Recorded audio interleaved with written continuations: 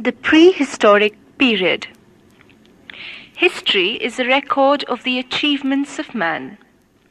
The history of India, like the annals of every other country, should therefore begin with an account of the times when men first settled in this land.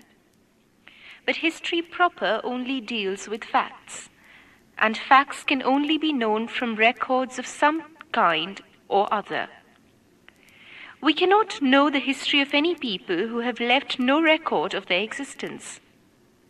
There may have been people or peoples who lived in India in primitive times, but the evidence of whose existence has not yet been discovered. For the present, at any rate, they must be left out of account altogether.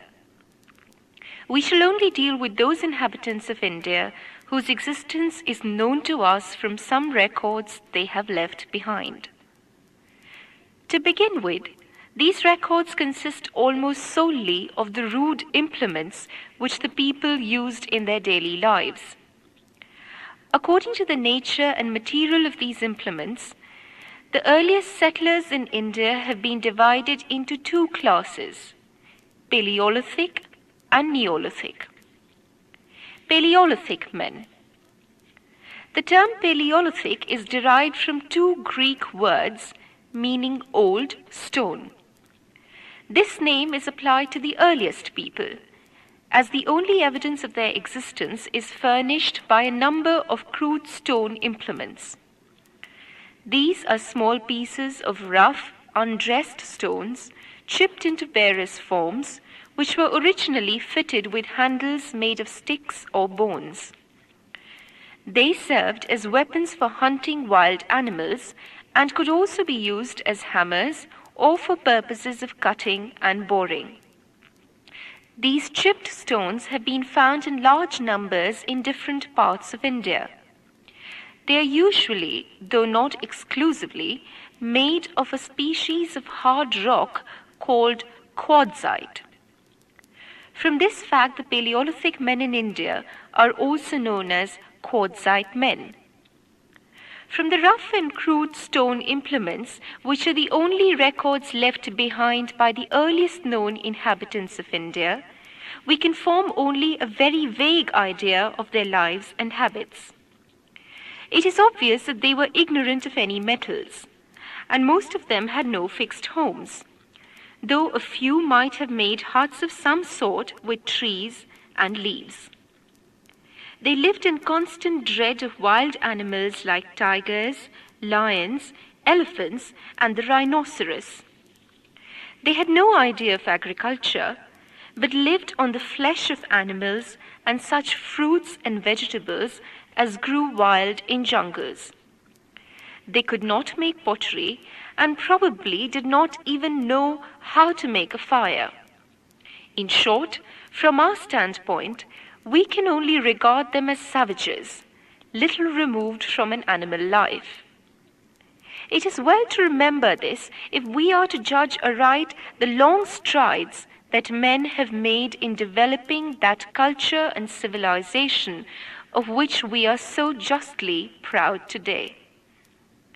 It has been suggested that the Paleolithic men belonged to the Negrito race, like the modern people of the Andaman Islands, and were characterized by short stature, dark skin, woolly hair, and flat noses. Neolithic men. The capacity for progress is, however, an inherent characteristic of human beings which distinguishes them from animals. Consequently, as years rolled by, men acquired greater knowledge and skill in mastering the forces of nature. The rate of progress is, of course, difficult to estimate, and it may have been hundreds or thousands of years before a distinctly higher type of civilization was evolved in India. The men who belong to this age are called Neolithic. This term is also derived from two Greek words meaning new stone. The significance of this name lies in the fact that in this age also men had to depend solely on stone implements, and were ignorant of any metals except gold. But their implements were very different from those of the preceding age, for they used stones other than quartzite, and these were not merely chipped, but in most cases ground, grooved, and polished as well. They were highly finished articles made into different pieces. They can be easily and crude implements of the Paleolithic age. Remains of the Neolithic men are found in almost every part of India. An ancient factory for the manufacture of stone implements has been discovered in the Bellary district, where we can still trace the various stages of their construction. The civilization of the Neolithic men shows distinct traces of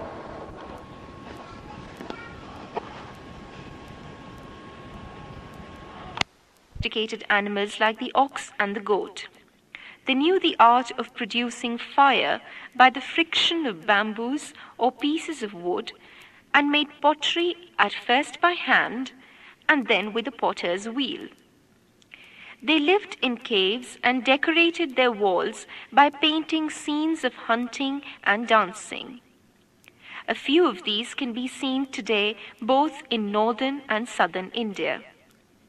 They also painted and decorated their pottery. They constructed boats and went out to sea. They could spin cotton and wool and weave cloth. They used to bury their dead, and Neolithic tombs have been discovered in some parts of India. Sometimes the dead body was put in a large urn, and many of these urns have been discovered intact under the ground. The tombs known as dolmens consist of 3 or more stone props in a circle, supporting a massive roof stone. These dolmens, or megalithic tombs, are characteristic of the Neolithic age all over the world. Scholars also distinguish a culture midway between Paleolithic and Neolithic and call it Mesolithic, from Greek meso, middle, hence known as microlith from Greek micro, small. And secondly, that instead of quartzite, they were made of chalcedony and other silicate varieties by a technical process differing from that employed in the Paleolithic age.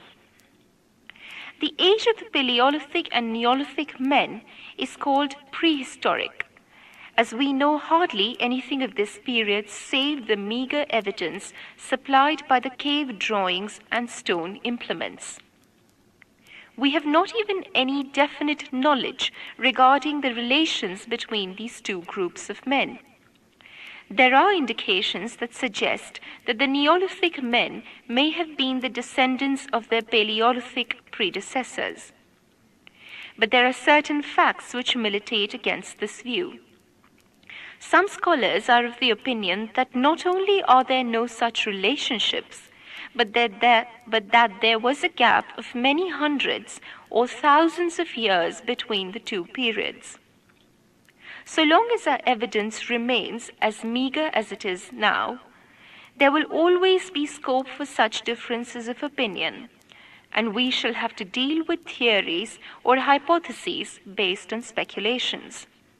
The question, however, belongs to the domain of anthropology rather than history and need not be pursued any further. The age of metals. There is, however, a general agreement that Neolithic men were the ancestors of the people who ushered in the next stage of civilization, which is distinguished by the knowledge and use of metals. That the transition from stone to metal was a slow and gradual process is proved by 2 undeniable facts: the use of stone and metallic implements side by side, and the close resemblance in the shape of early metal and Neolithic implements. There was, however, no uniformity in the use of metals in different parts of India. In northern India, copper replaced stone as the ordinary material for tools and weapons. Axes, swords, spearheads, and various other objects made of that metal have come to light in different parts of the country. It was not till centuries later that iron came to be known and gradually used as a substitute for copper. We can thus distinguish between a Copper Age and the early Iron Age in northern India. In southern India, however, the Iron Age immediately succeeded the Stone Age, and we find no traces of the intermediate Copper Age. Bronze is a good substitute for copper. It is an alloy made up of 9 parts of copper and 1 of tin, and being harder than copper is more suitable for the manufacture of tools and weapons. We find accordingly that in some countries in Europe a Bronze Age succeeded the Neolithic. Bronze implements of early date have been found in India along with those of copper, but it does not appear that the metal was ever generally used in India to the exclusion of copper. In other words, there was, properly speaking, no Bronze Age in India. With the Copper and Iron Ages, we enter the limits of the historical period. It is a moot point to decide whether the period of the Rig Veda, the earliest period of Indian history for which we possess literary evidence, belongs to the former or to the latter epoch. The general opinion is in favor of the view that the Iron Age had already commenced when the Rig Veda was composed. Be that as it may, we have now a splendid example of the civilization of the Copper Age. This civilization flourished in the Indus Valley and spread over the neighboring regions to a considerable distance. It is known as the Indus Valley Civilization and merits a detailed treatment in view of its importance. But before taking it up, we must say a few words about the races of India. Classes of people. If we examine the people of India, both according to physical type and language, we can easily distinguish 4 broad classes. First, the majority of high-class Hindus who are tall, fair-skinned, and long-nosed, and whose language is derived from Sanskrit. These are known as Aryans or Indo-Aryans. Secondly, the people mostly living in the South Indian peninsula, whose features are somewhat different from those of the first group, and whose languages, Tamil, Telugu, Kannadese, and Malayalam, are entirely different from Sanskrit. These are called by the generic name of Dravidians. Thirdly, primitive tribes living in hills and jungles who offer a striking contrast to the first category in physical type, being short in stature, dark-skinned, and snub-nosed. Their languages are also quite different from those of the preceding 2. The Kols, Bhils, and Mundas belong to this class. Fourthly, a people with strong Mongolian features, beardless, yellow in color, snub-nosed, with flat faces and prominent cheekbones. These mostly live on the slopes of the Himalayas and mountains of Assam. The Gurkhas, Bhutias, and Khasis are striking examples of this class. The last 2 classes of people may be regarded as descendants of the Neolithic peoples. We have already referred to the primitive type of civilization in the Neolithic age, and it does not appear that these peoples have made any appreciable progress during the thousands of years that have elapsed since then. There is hardly any doubt that these primitive races at one time spread all over India. But they had to yield to the superior forces of the Dravidians, who gradually occupied some of their lands. The same process was repeated when large tracts of the country were conquered at a later time by the Aryans. The effect of these successive invasions by more cultured races on the primitive peoples was far-reaching. Many must have perished, and many more, reduced to subjection, formed the lowest strata in the community of the conquerors, while a few bands were saved from a similar fate by the shelter offered by fastnesses and jungles. This last category alone has preserved, to a certain extent, the physical features, the languages, and the habits of the remote ancestors, offering us a fair glimpse of the sort of life they must have lived in times long gone by. Philological researchers have established a connection between these Neolithic peoples of India and the primitive tribes that lived in Indochina, the Malay Peninsula, and the Indian archipelago. The German scholar Schmidt, for example, holds that the languages of the Mundas and Khasis belongs to the same family of speech called Austric, from which those of the peoples of Indochina and Indonesia have been derived. According to this view, these peoples, who were originally settled in India, passed gradually to the east and southeast and traversed at first the whole length of the Indo-Chinese peninsula and then over all the islands of the Pacific Ocean up to its eastern extremity.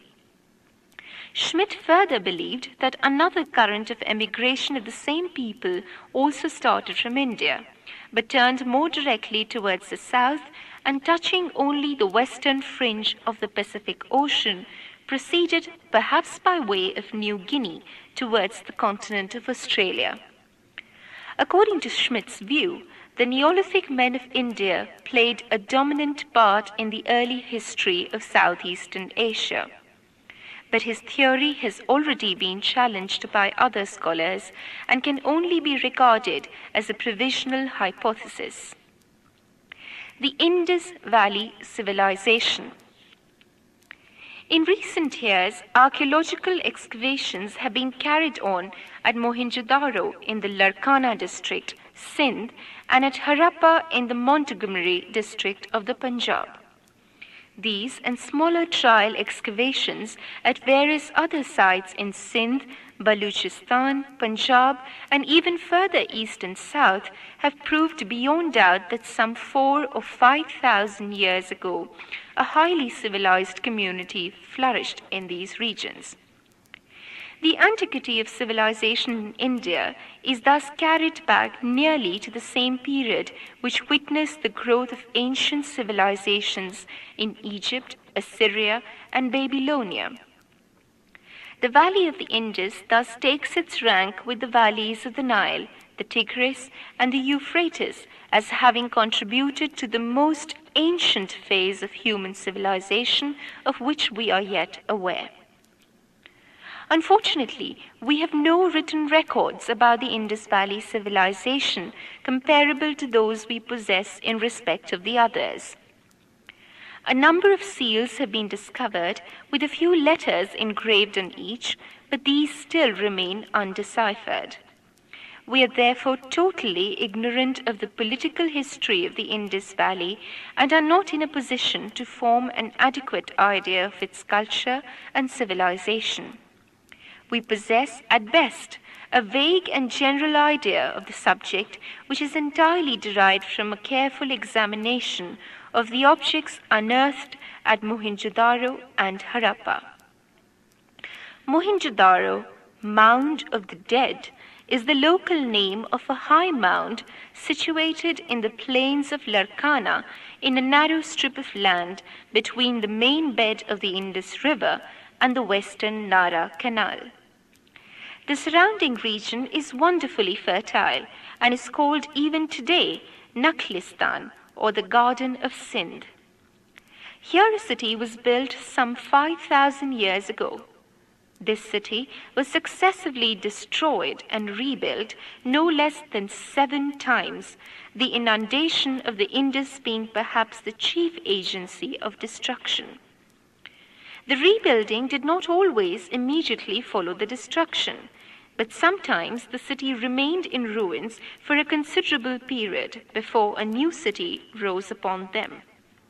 Thus, after the foundation of the city, many centuries passed before it was finally abandoned.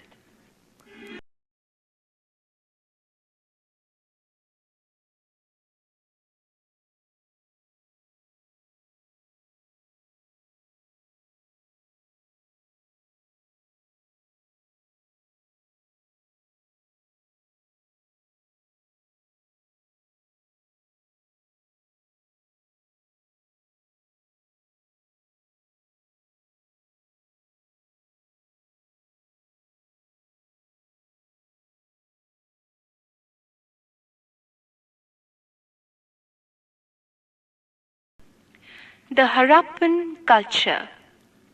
Why Harappan culture? The Indus Valley civilization or Harappan culture is older but far more developed than the Chalcolithic cultures. It is called Harappan because this civilization was discovered first in 1921 at the modern site of Harappa in West Punjab, now in Pakistan. No other cultural zone in the 3rd and 2nd millennium BC in the world was as large as the Harappan, 2500 BC to 1800 BC. Its mature phase lay between 2200 BC and 2000 BC. By the 18th century BC, the two important cities, Harappa and Mohenjo-daro, disappeared. But the Harappan culture at other sites faded gradually and continued in its degenerate phase in the outlying fringes in Gujarat, Rajasthan, Haryana, and western Uttar Pradesh. Dayaram Sahni was associated with the excavations at Harappa, while R.D. Banerjee founded the remains of Mohenjo-daro. The Indian sites near Rajasthan, Gujarat, and Punjab were discovered after partition and indicated that the extent of the civilization was much wider than what was originally thought. So, in a way, the Indus Valley civilization is somewhat of a misnomer. The other contemporary civilizations in the world were the areas around the Mediterranean and the Aegean Sea, the Huanghe Valley in China, the valley of the Tigris and Euphrates in Iraq, Mesopotamia, and the Nile Valley in Egypt. Geographical extent.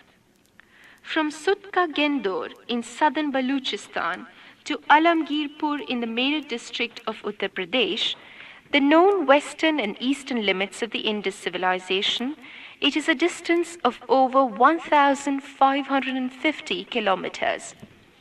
From north to south, it extends over 1,100 kilometers between Jammu and Bhaktrav in the Kim estuary in Gujarat. Although it flourished over a vast area, the Indus civilization presents little variation. Major sites in Pakistan are Mohenjo-daro, Harappa, Kot Diji, Ali Murad, Sutka Gendor, etc. In India, major sites are at Rupar, Punjab, Banwali, Haryana, Lothal, Rangpur and Sarkodada, Gujarat, Kalibangan, Rajasthan, Alamgirpur, Western UP. It is worth mentioning that Dholavira in the Bachan Taluka of Kutch district in Gujarat is the latest and one of the largest Harappan settlements to be discovered in India. Dr. J.P. Joshi and Dr. R.S. Bisht of the Archaeological Survey of India were involved in the excavation. Dholavira, unlike other sites, has three principal divisions. Town planning. The town planning of the Indus civilization followed the grid system. The roads oriented north-south and east-west cut across one another almost at right angles, and the city was divided into a number of rectangular or square blocks. The main roads, streets, some as much as 30 feet wide, were quite straight. Lampposts at intervals indicated the existence of street lighting. Flanking the streets, lanes and bylanes were well-planned houses. In none of the major cities has any stone building been found. Standardized, burnt brick of good quality was the usual building material for dwelling houses and public buildings alike. Elsewhere in the contemporary world, mud bricks and wattle and daub were the usual building materials, and burnt bricks were altogether unknown. The houses, often of 2 or more stories, varied in size, but were all based on much the same plan: a square courtyard around which a number of rooms. The entrances were usually in wide alleys, and no windows faced the streets. The houses had tiled bathrooms, the design of which shows that the people preferred to take their bath by pouring pitchers of water over the head and shoulders. The bathrooms were provided with drains, which flowed into sewers under the main streets, leading to soak pits. The sewers were covered throughout their length by large brick slabs. No other civilization until that of the Romans had so efficient a system of drains. In Kalibangan, many houses show the presence of wells. The towns were generally divided into the citadel and the lower town. The citadel was an oblong artificial platform some 30 to 50 feet high and about 400 by 200 yards in area. It was enclosed by a thick 13 meters at Harappa crenellated mud brick wall, externally riveted with burnt bricks, corner towers, and occasional bastions built along the length. Although no separate fortified mound has been found at Lothal, the conception of an acropolis seems to have existed. On the citadel were erected the public buildings, while the lower town was the town proper, in any case at least a square mile in area. At Mohenjo-daro, Mound of the Dead, there lay in the citadel a college, a multi-pillared assembly hall, a public bath, the Great Bath, and a large granary consisting of a podium of square blocks of burnt bricks with a wooden superstructure. Such blocks in mud brick have also been found on the citadel mound at Kalibangan and on the Acropolis at Lothal. But in the citadel of Harappa, we come across a series of brick platforms which form the basis for 2 rows of 6 granaries. At Harappa, to the south of the granary, lay working floors, probably for pounding grain, and 2 rows of workmen's quarters. The Great Bath, measuring 12 meters by 7 meters and 2.4 meters deep, had a floor of burnt bricks. Steps led from either end to the surface, while there were rooms alongside for changing clothes. A large well in an adjacent room was the source of water, and an outlet in a corner of the bath drained it. The bath was probably used for ritual bathing. Economy. The Indus Valley civilization clearly had a well-developed economy. Agriculture. The Indus people sowed seeds in the flood plains in November when the flood water receded and reaped their harvests of wheat and barley in April before the advent of the next flood. No hoe or plowshare has been discovered, but the furrows discovered in the pre-Harappan phase at Kalibangan show that the fields were ploughed in Rajasthan. The chief crops were wheat, barley, rye, peas, sesamum, mustard, etc. Probably the people of Lothal used rice. The Indus people were the earliest people to produce cotton. To the diet were added melons, bananas, fish, fowl, mutton, beef, and pork. Besides the cattle, both humped and humpless, cats, dogs, and probably elephants were domesticated. The evidence regarding horse and camel is inconclusive. Trade and commerce. Flourishing trade is attested to not only by the granaries, but also by the presence of numerous seals, uniform script, and regulated weights and measures in a wide area. The Harappans carried on considerable trade in stone, metal, shell, etc. within the Harappan cultural zone. They might have carried on all exchanges through barter. The Harappans had commercial links with Rajasthan, Afghanistan, and Iran. They had set up a trading colony in northern Afghanistan, which evidently facilitated trade with Central Asia. The Mesopotamian records from about 2350 BC onwards refer to trade relations with Meluha, the ancient name of the Indus region. The Mesopotamian texts speak of 2 intermediate trading stations called Dilmun and Makan between Mesopotamia and Meluha. Imports could have been matched by exports, as revealed by bales of cloth from Umma in Mesopotamia bearing the imprint of an Indus seal. The findings of seals of Indus style at Ur, Lagash, Susa, Tel Asmar, and other places suggest that perhaps some Indian traders were living in Mesopotamia. That this trade was at least partly seaborne is proved by the discovery of an ancient dockyard at Lothal, connected through the Bhogava River with the Gulf of Cambay. One can visualize Indian ships depicted on a seal and a potsherd from Mohenjo-daro cruising up and down the Arabian Sea. Arts and crafts. The Harappan culture belongs to the Bronze Age. The people of Harappa used many tools and implements of stone, but they were well acquainted with the manufacture and use of bronze. However, bronze tools are not prolific in Harappa. For making bronze, copper was obtained from the Khetri copper mines at Rajasthan and from Baluchistan, and tin from Afghanistan. The bronze smiths produced not only images and utensils, but also various tools and weapons such as axes, saws, knives, and spears. A piece of woven cotton has been recovered from Mohenjo-daro, and textile impressions have been found on several objects.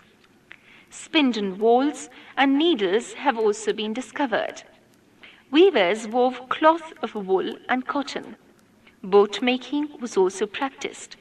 Seal making and terracotta manufacture were also important crafts. The goldsmiths made jewelry of silver, gold, copper, bronze, and precious stones. Silver and gold may have been obtained from Afghanistan and precious stones from South India. The Harappans were expert bead makers. The potter's wheel was in full use. The Harappans were not, on the whole, very artistically inclined. The inner walls of their houses were coated with mud plaster without paintings.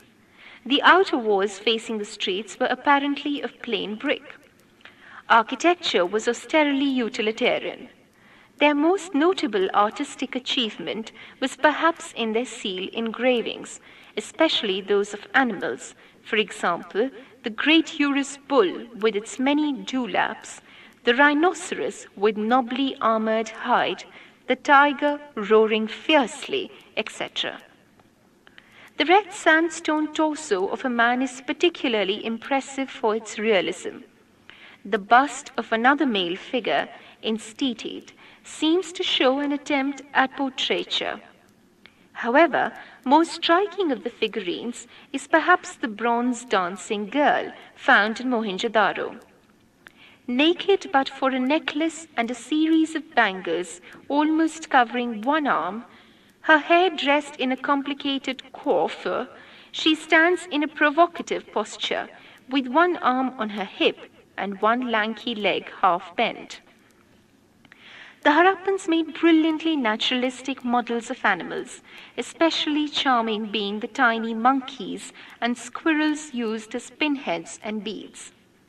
For their children, they made cattle toys with movable heads, model monkeys which would slide down a string, little toy carts, and whistles shaped like birds, all of terracotta. They also made rough terracotta statues of women, usually naked or nearly naked, but with elaborate headdresses. These are probably icons of the mother goddess. Technology. In many respects, the Harappans were technologically backward in comparison with Mesopotamia. The Sumerians were very early invented knives and spearheads with ribs in the middle for extra strength and axe heads with holes for the shafts. But the blades of Harappa were flat and easily bent, while the axe head had to be lashed to their handles. In one respect, however, they were technologically advanced compared to their contemporaries. They had devised a saw with undulating teeth, which allowed the dust to escape freely from the cut and much simplified the carpenter's task. Seals. Every merchant or mercantile family probably had a seal bearing an emblem. often of religious character, and a name or brief inscription. The standard Harappa seal was a square or oblong plaque made of steated stone. The Mesopotamians employed cylinder seals. One or two such seals have been found in Mohenjo-daro. The primary purpose of the seal was probably to mark the ownership of property, but they may have also served as amulets. Script. The Indus script had some 270 characters, which were pictographic in origin, but which had an ideographic or syllabic character. The script has not been deciphered so far, but overlaps of letters and some of the potsherds from Kalibangan show that writing was bostrophodon, or from right to left and from left to right in alternate lines. We are not certain about the writing media, but a small pot found at Chanhudaro is regarded as an inkwell. Society. The general view is that Indus Valley civilization was not the creation of a homogeneous people. It was a composite product of different races who lived and worked together in a particular environment. Mohenjo-daro had easy land and water communications. It was the meeting ground of people from different parts of Asia. However, in recent times, historians are veering round to the view that the Harappan culture is native to the soil, that the populations at these sites belonged each to a single biological group and probably descended from earlier populations in those regions. From the skeletal remains so far examined, it appears that some of the Harappans were people of the long-headed, narrow-nosed, slender Mediterranean type. A second element was the proto-australoid with flat nose and thick lips. A single skull of Mongolian type has been found, and one of the short-headed Alpine type. Father H. Heras has claimed that the Harappan language was a very primitive form of Tamil. Dress and ornaments. The men wore robes which left one shoulder bare, and the garments of the upper classes were often richly patterned. Beards were worn, and men and women alike had long hair. The coiffures of the women were often elaborate, and pigtails were also popular. Women loved jewelry and wore heavy bangles in profusion, large necklaces, earrings, bracelets, finger rings, girdles, nose studs, and anklets. Religion. The mother goddess was the popular divinity, but the upper classes preferred a god, nude with two horns, much similar to Pasupati Siva. Represented on a seal is a figure with three horned heads in a yogic posture. He is surrounded by an elephant, a tiger, and his throne is a buffalo. Near his feet are two deer. The bull was held sacred.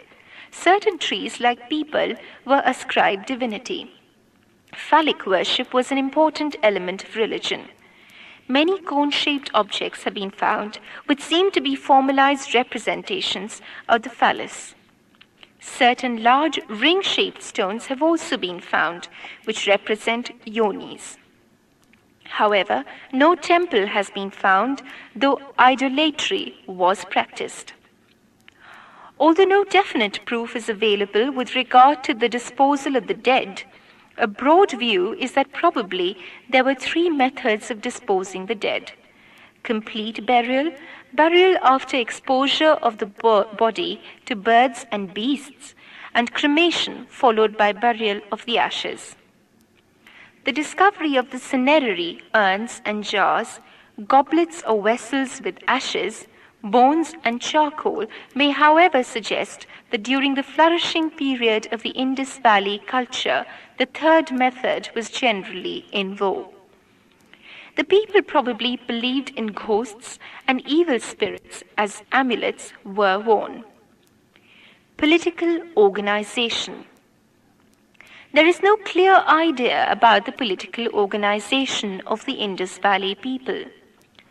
Unlike the Mesopotamians and Egyptians, they have not left behind any inscription describing their system of administration.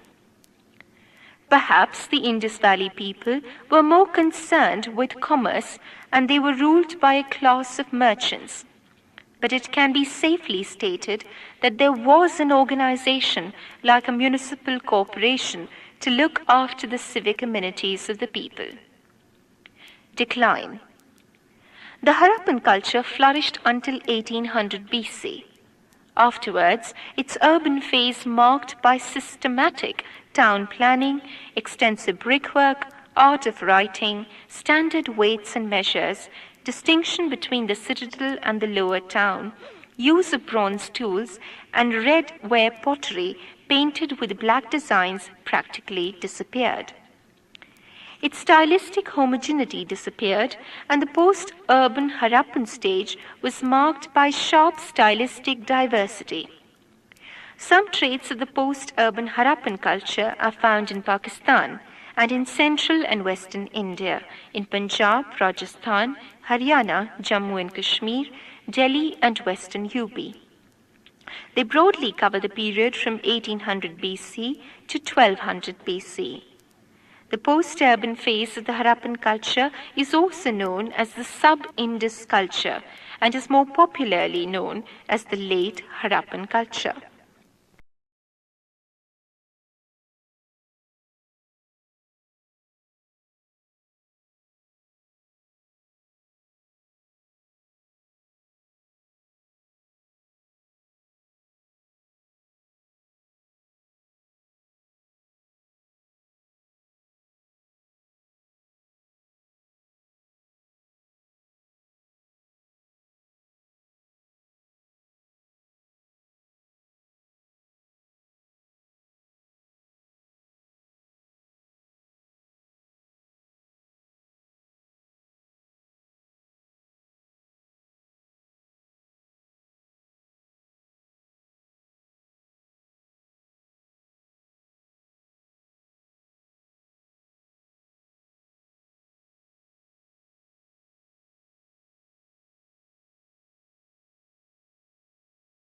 Are primarily chalcolithic, in which tools of stone and copper are used.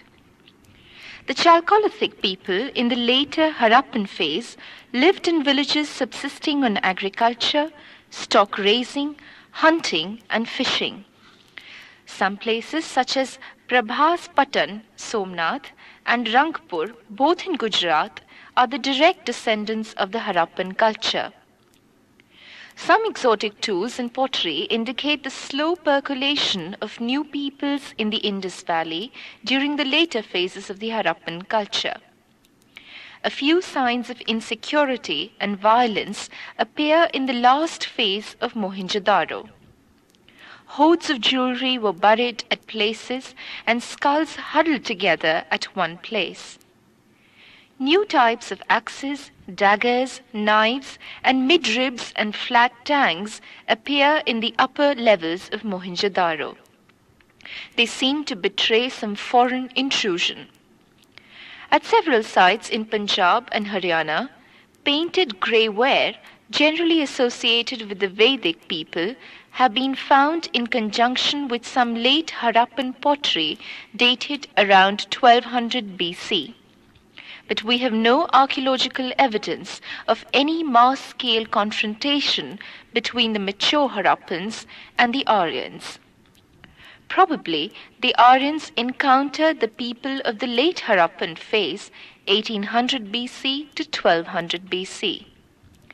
There is not enough evidence to say with certainty that the destroyers of the Indus cities were members of the group of related tribes whose priests composed the Rig Veda, but probably the fall of this great civilization was partly due to the widespread migratory movement of charioteering people which altered the face of the whole civilized world in the second millennium BC.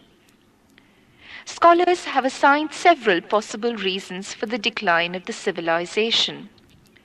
The floods in the Indus rivers might have caused its destruction.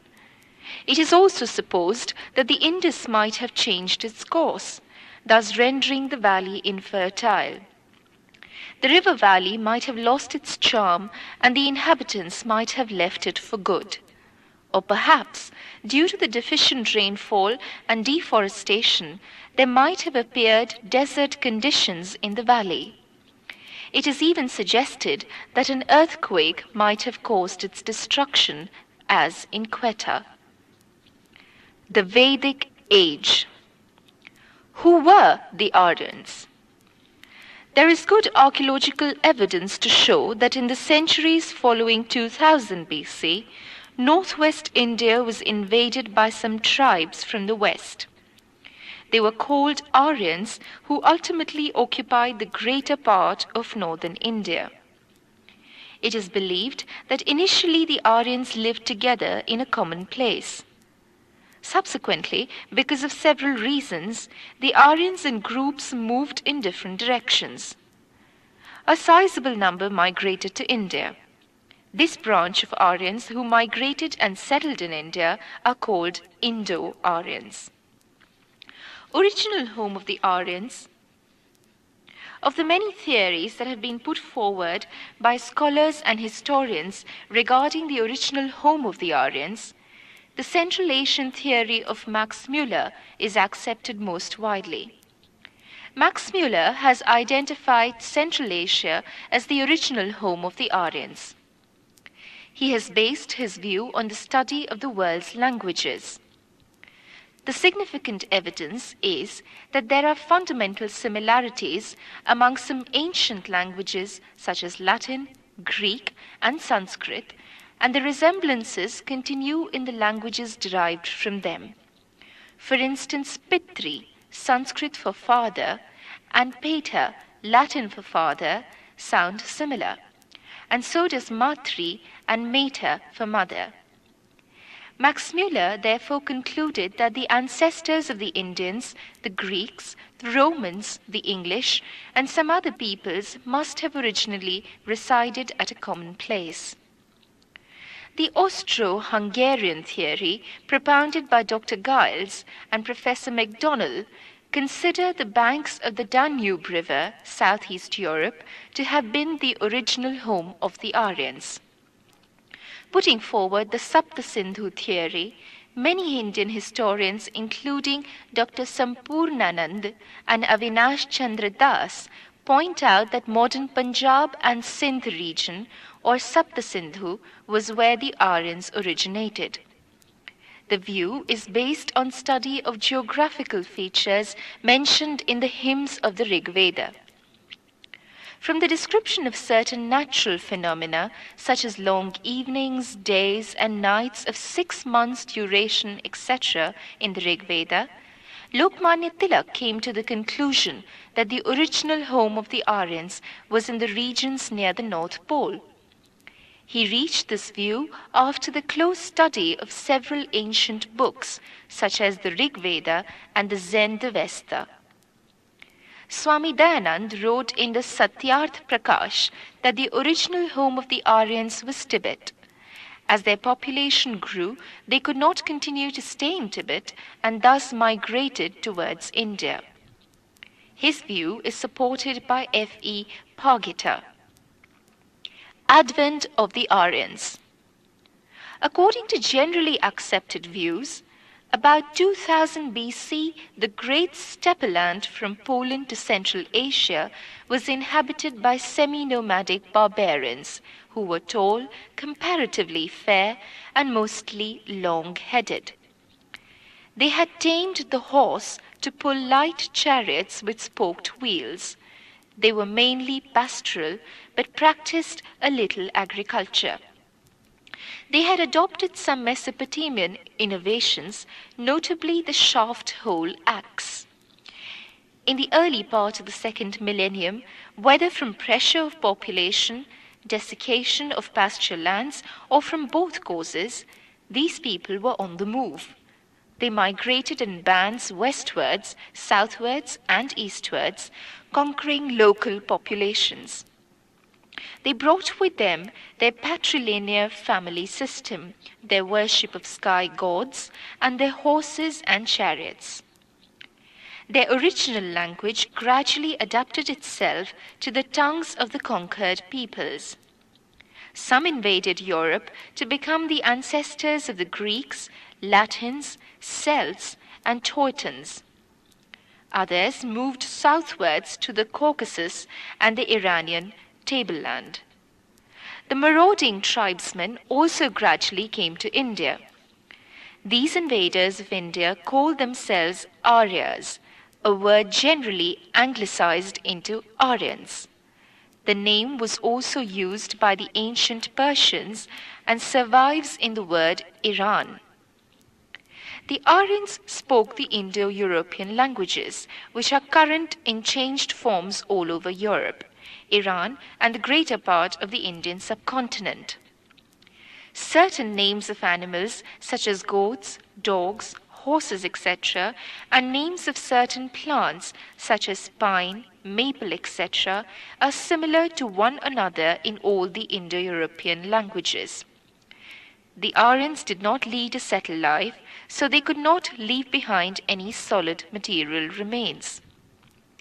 Making their way to India, the Aryans first appeared in Iran, where the Indo-Iranians lived for a long time. We learn about the Aryans in India from the Rig Veda, which is the earliest specimen of the Indo-European languages and has much in common with the Avesta, the oldest text in the Iranian language. Date of immigration. In order to determine the date of the arrival of the Aryans in India, we must first look for the age of the Rig Veda.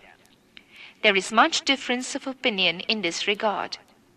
Some lay down the year 1000 BC as the earliest limit for the Rig Vedic hymns, while others consider them to have originated between 3000 and 2500 BC.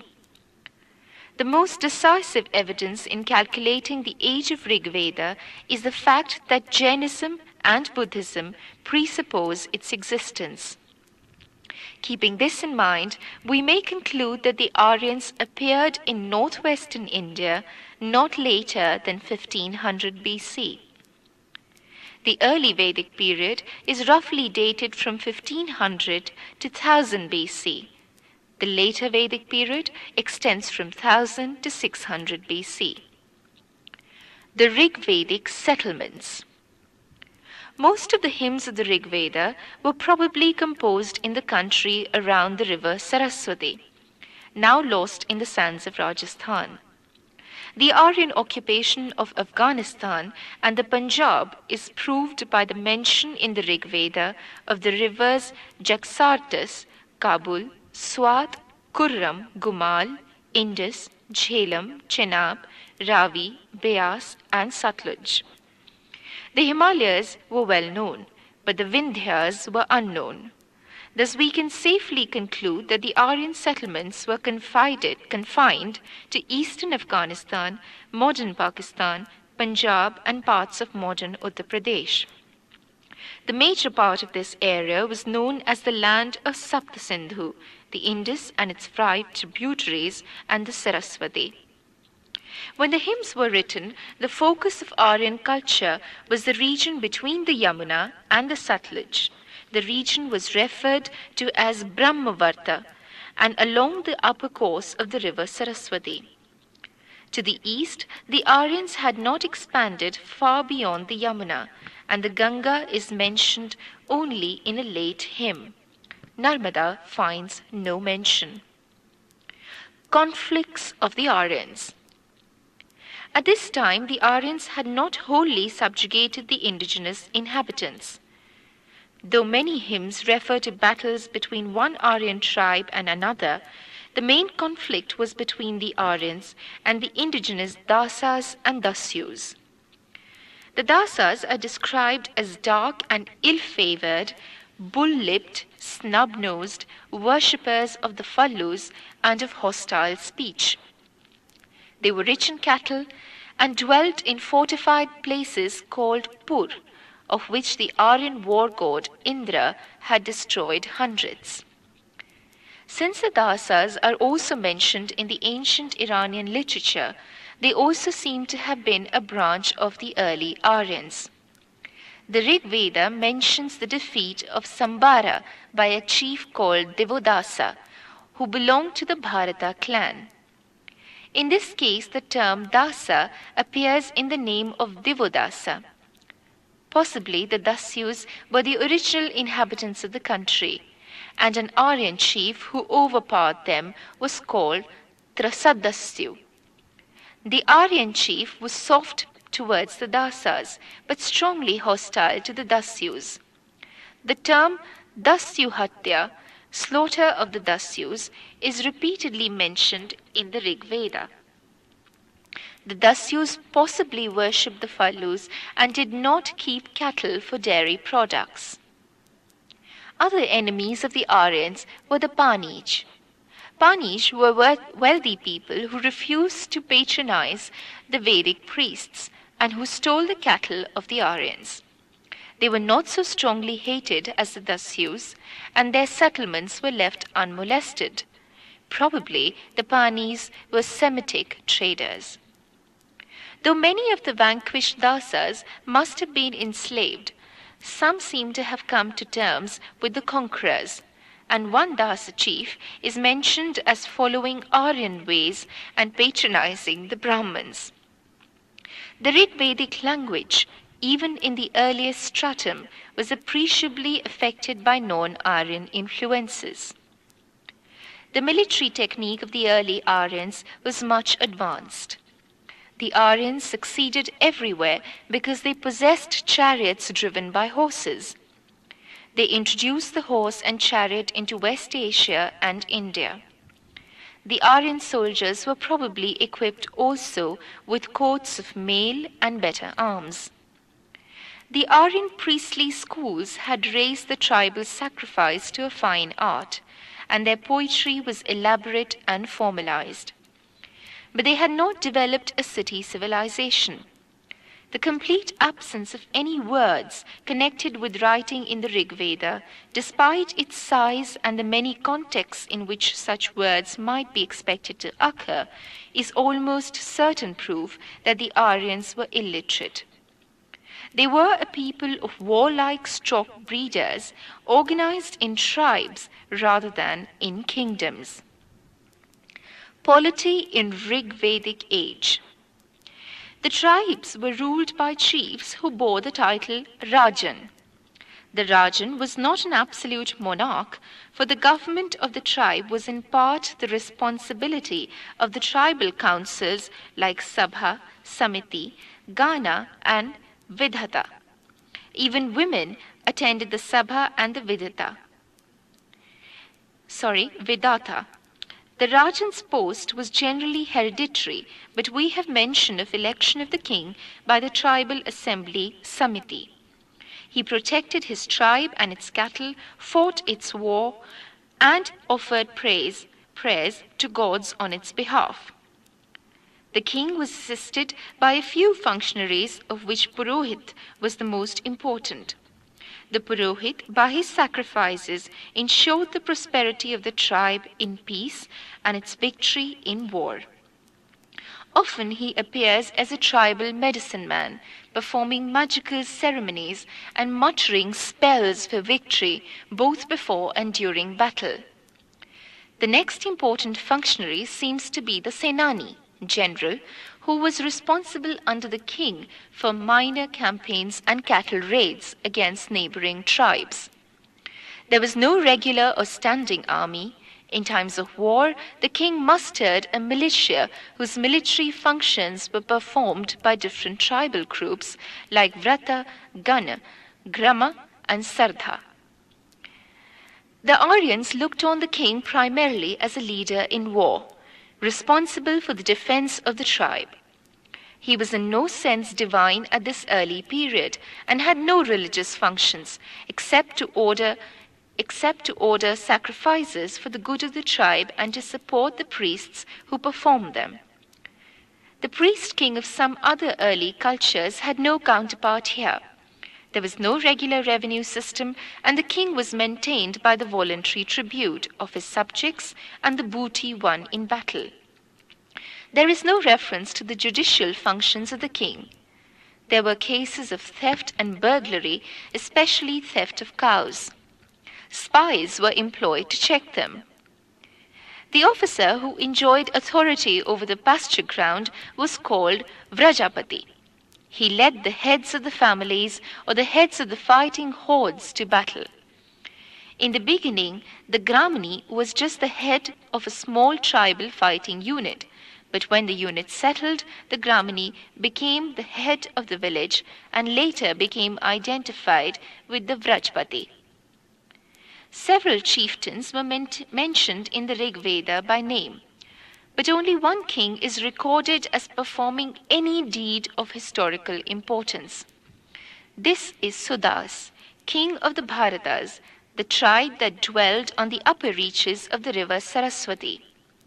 3 hymns or poems of the Rig Veda describe the great battle of the 10 kings, at which Sudas defeated a coalition of 10 tribes, 5 Aryan tribes and 5 non-Aryan tribes of Punjab and the northwest on the banks of the river Parushani, the modern Ravi. The most powerful of these 10 tribes was that of the Purus, who dwelt on the lower Saraswati and were the Bharata's western neighbors. Their king, Purukutsa, was apparently killed in the battle. In the succeeding age, we hear no more of either Bharatas or Purus, but a new tribe, that of the Kurus, controlled the old land of the Bharatas and the northern Ganga-Yamuna doab. Rig Vedic society. When the Aryans entered India, there was already a class division in their tribal structure. Even in the earliest hymns, we read of Kshatriya, the nobility, and the vis-a-vis, the ordinary tribesmen, and the records of several other early Indo-European peoples suggest that tribal aristocracy was a feature of Indo-European society, even before the tribes migrated from their original home. As they settled among the darker aboriginals, the Aryans seem to have laid greater stress than before on purity of blood, and class divisions hardened to exclude those Dasas who had found a place on the fringe of Aryan society, and those Aryans who had intermarried with the Dasas and adopted their ways. Both these groups were low on the social scale. The term Varna was used for color, the Aryans being fair, the Dasyus dark. The priests whose sacrificial lore became more and more complicated gradually arrogated higher privileges to themselves. Together with the chiefs, they acquired a larger share of the booty, thus growing at the expense of the common people. Social inequalities thus grew. The Dasas conquered by the Aryans were treated as slaves or Shudras. Gradually, the tribal society got divided into 3 groups: warriors, priests, and commoners. Later, the 4th, Shudra, was added towards the end of the Rig Vedic period. This 4-fold division was given religious sanction as evident from the Purush Sukta hymn, which many scholars contend, however, to be a later interpolation. In this hymn, the 4 classes are said to have emanated from the dismembered primeval man who was sacrificed by the gods at the beginning of the world: Brahman from the mouth, Kshatriya from the arms, Vaishya from the thighs, and Shudra from the feet. Family was the basic unit of society. A group of related families formed a gram, a term which later regularly meant village, but which in the Rig Veda usually refers to a group of kinsfolk rather than to a settlement. The family was staunchly patrilinear and patriarchal. The wife, though she enjoyed a respectable position, was definitely subordinate to her husband. In the Rig Veda, no desire is expressed for daughters, though the desire for children and cattle appears repeatedly. We have an instance of 5 women who composed hymns. Marriage was usually monogamous and indissoluble, for there is no reference to divorce. But there are certain indications of polyandry, levirate, and widow remarriage. There are no examples of child marriage, and the marriageable age in the Rig Veda seems to have been 16 to 17. Divisions based on occupations had started, but this division was not very sharp. Gifts of cattle, chariots, horses, slaves, etc. were given, but there were no gifts of land, and even those of cereals were rare. Kinship was the basis of social structure. People's primary loyalty was to the tribe, Jana. The term for family, Kula, rarely occurs in the Rig Veda. It included not only mother, father, sons, slaves, etc., but many more people also. Probably the term for family was Griha. Differentiation in family relationships leading to the setting up of separate households had not proceeded far. Unequal distribution of the spoils of war created social inequalities, and this helped the rise of princes and priests at the cost of the common people. The Aryans were a wild, turbulent people, and had few of the taboos prevalent in later India. They were much addicted to inebriating drinks, of which they had at least 2, Soma and Sura. Soma was drunk at sacrifices, and its use was sanctified by religion. Sura was purely secular and more potent, and was disapproved by the priestly poets.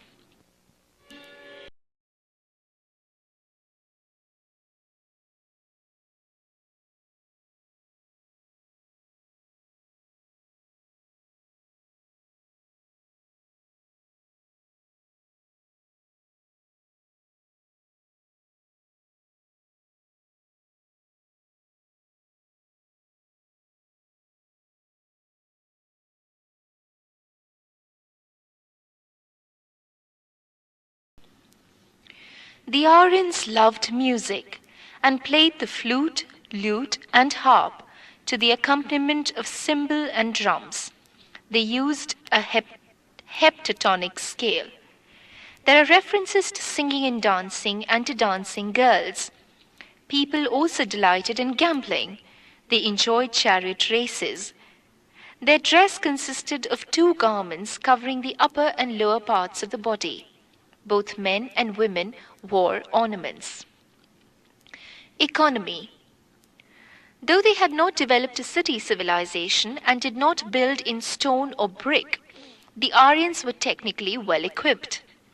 Their bronzesmiths were highly skilled and produced tools and weapons much superior to those of the Harappa culture.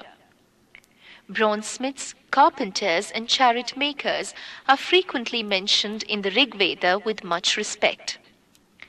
At the time of the composition of the Rig Veda, the process of smelting iron was hardly known outside Anatolia, where the Hittite kings tried to keep it a secret. Only at the very end of the 2nd millennium BC did the use of iron begin to spread widely over the civilized world, and it is very unlikely that it reached India before this time. As might be expected of a people without cities, the Aryans followed a mixed economy, pastoral and agricultural, in which cattle played a predominant part. Indeed, most of their battles were fought in search of cows, gavisthi. Cattle were in fact a sort of currency, and values were reckoned in heads of cattle, but they were not held sacred at this time. Both oxen and cows were slaughtered for food. The horse was almost as important as the cow. Though there are references to riding, the horse is more frequently described as the motive power of the chariot. A light chariot with 2-spoked wheels, drawn by 2 horses yoked abreast and carrying 2 warriors. Among other domestic animals, the Aryans knew the goat and the sheep, which provided wool, their chief textile. The elephant is only mentioned in late hymns and was rarely, if ever, domesticated. A divine bitch, Sarma, plays an important part in a legend, but the dog did not mean as much to the people of the Rig Veda as it did to a kindred Aryan pastoral people, the ancient Iranians who made it a sacred animal. Agriculture, though important, seems to have been looked on as a rather plebeian. Only one word is used for corn, yava, which later meant barley, but at this time period may have implied all species of cultivated gram. There are references to ploughing, reaping, and irrigation, and to different seasons. In Mesopotamia, the silver shekel, though unstamped, served as a means of exchange, but the Aryans relied for the unit of value and means of barter on the cow. The nishka, a term later used for a gold coin, is also mentioned as a sort of currency, but at this time it was probably a gold ornament of some kind. There is no mention of a regular class of merchants or money lenders, though indebtedness is sometimes referred to. Poetry of the Rig Veda. The art of poetry was in full bloom, as is evidenced by the splendid collection of lyrics known as Rig Samhita, which consists of hymns in praise of different gods. The total number of hymns is 1028. These are grouped into 10 books termed ashtakas or mandalas, containing hymns of 8 and 10 verses respectively, which were recited by priest-styled hotris or reciters. There are altogether 10,600 verses. The old hymns are chiefly to be found in the family books 2 to 7, each of which is ascribed to a particular family of seers, rishis, Grita Samada, Visvamitra, Vamadeva, Atri, Bharadwaj, and Vashishtha. Book 8 is ascribed to the Kanvas and Angirasis. Book 9 is dedicated to Soma. The latest parts of the collection are to be found in books 1 and 10. Religion. The Aryans personified the natural forces and looked upon them as living beings. The most important divinity was Indra, who played the role of a warlord, leading the Aryan soldiers to victory against the demons. 250 hymns are devoted to him. He was regarded as the rain god. The second position was held by Agni, fire god, to whom 200 hymns are devoted. The oblations offered to Agni were supposed to be carried in the form of smoke to the sky and thus transmitted to the gods. Varuna personified water and was supposed to uphold the natural order. Soma was considered to be the god of plants. The Maruts personified the storm. We also find some female divinities, though not very important, such as Aditi and Ushas, who represented the appearance of the dawn. Gods were mainly worshipped through the recitation of prayers and offering of sacrifices. Every tribe or clan had a special god to worship. Vegetables, cereals, etc. were offered in sacrifices, but without any ritual or sacrificial formulae. No particular words were assigned any magical power. Worship of gods was not meant for spiritual uplift or moksha, but for praja, children, pashu, cattle, food, wealth, health, etc., that is, for material prosperity. The early Vedic religion is also known as henotheism, a belief in single gods, each in turn standing out as the highest. It has also been described as the worship of nature. Another important feature was the tendency towards monotheism and even monism. The use of material objects as symbols of deities was perhaps not altogether unknown. Regarding life after death, the Rig Vedic hymns have no consistent theory. Aryan expansion. In the later Vedic period, 1000 to 600 BC, the Aryans spread out from their early settlements in Afghanistan and Punjab to the Ganga-Yamuna Doab. Towards the east, the Aryans penetrated into Kosala, Kashi, Videha, Magad, Anga, etc. The Kurus and the Panchalas were the leading Aryan tribes. References to the Andhras and the Pulindas prove the emerging Aryan contact with the south. In the beginning, they cleared the land by burning, later with the use of iron tools, which became common by 1800 BC. Archaeologists have excavated parts of a few sites of this period, such as Hastinapur, Ahikchatra, and Kausambi. The town of Hastinapur was almost completely destroyed by flood at the end of its existence, and little remains but shreds of painted grey pottery, a few copper implements, and traces of houses of unbaked bricks.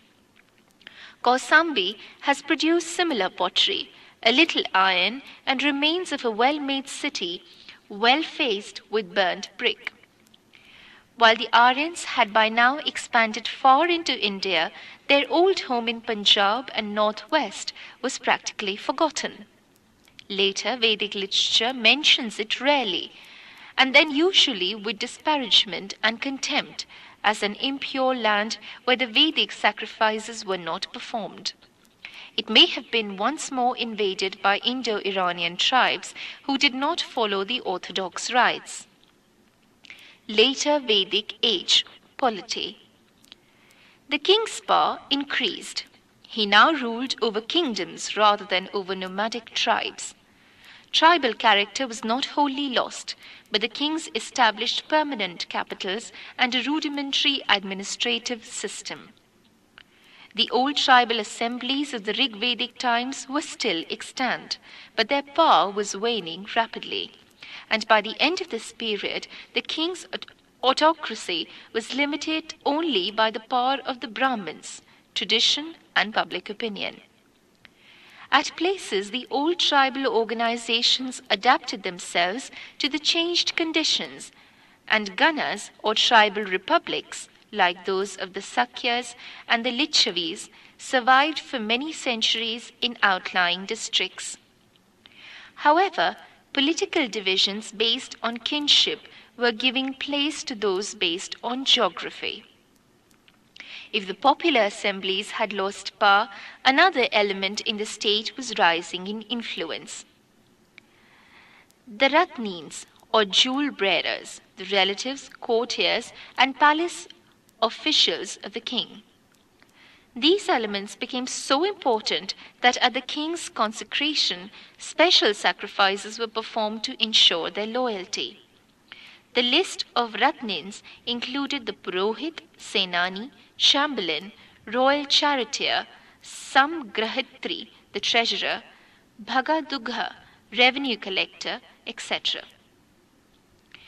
Royal pretensions were supported by grand royal sacrifices like Rajasuya, Vajapya, Ashwamedha, etc. The judicial machinery had crystallized. Death penalty was still absent. The king now lived on taxes, not voluntary tributes. A standing army was still absent, and according to one ritual for success in war, the king had to eat along with his people from the same plate. Society. The fourfold division of society became clear. The power of the Brahmins increased so much that they sometimes came into conflict with the Rajnayas for supremacy. But when the two upper orders faced the lower order, they would make up their differences. However, the Vaishyas, along with the Brahmins and Rajnayas or Kshatriyas, were entitled to Upanayan, or investiture with a sacred thread. The Shudras were deprived of this ceremony. Certain sections of artisans, such as Rathkar, chariot makers, enjoyed a high status and were allowed Upanayan. In the family, father's power increased, and he could even disinherit his son. In princely families, the rule of primogeniture was being consolidated. Women's status deteriorated. The institution of Gotra appeared. People began to practice Gotra exogamy. Of the 4 ashrams or 4 stages of life, only 3, Brahmachari, Grihastha, and Vanaprastha, are mentioned. Economy. By now, the Aryans had nearly all the equipments of a civilization of the ancient type.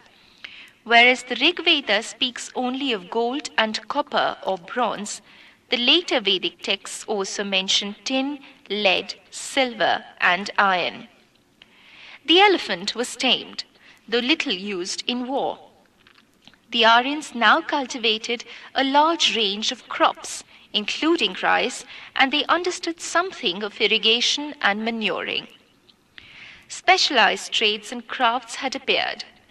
In place of the few craftsmen in the Rig Veda, many are now referred to, including jewelers, goldsmiths, metal workers, basket makers, rope makers, weavers, dyers, carpenters, and potters.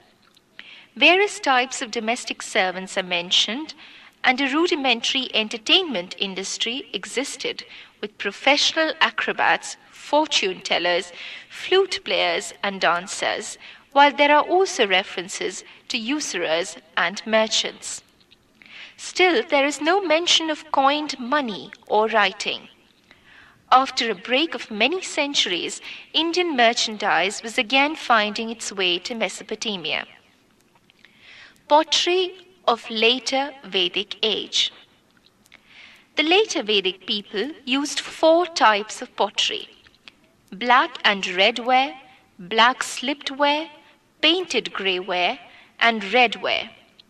The last type of pottery was most popular with them and has been found almost all over western UP.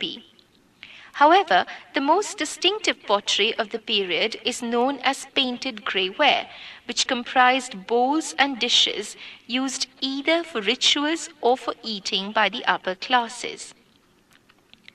Philosophy and literature of later Vedic age.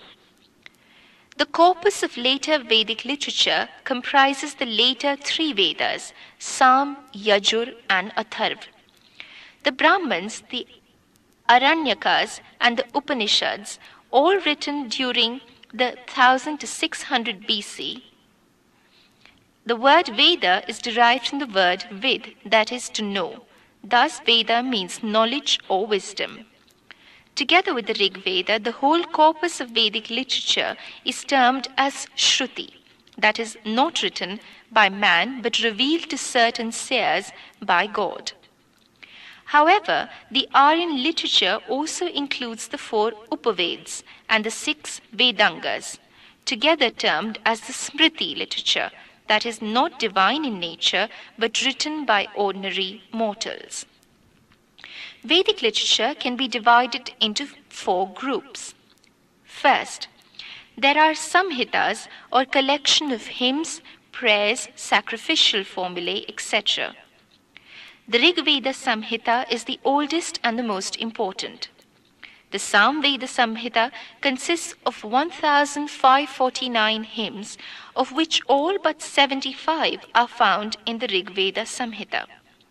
Its hymns were used for singing at sacrifices.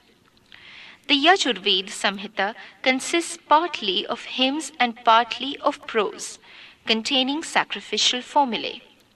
It is divided into white Yajurveda and black Yajurveda.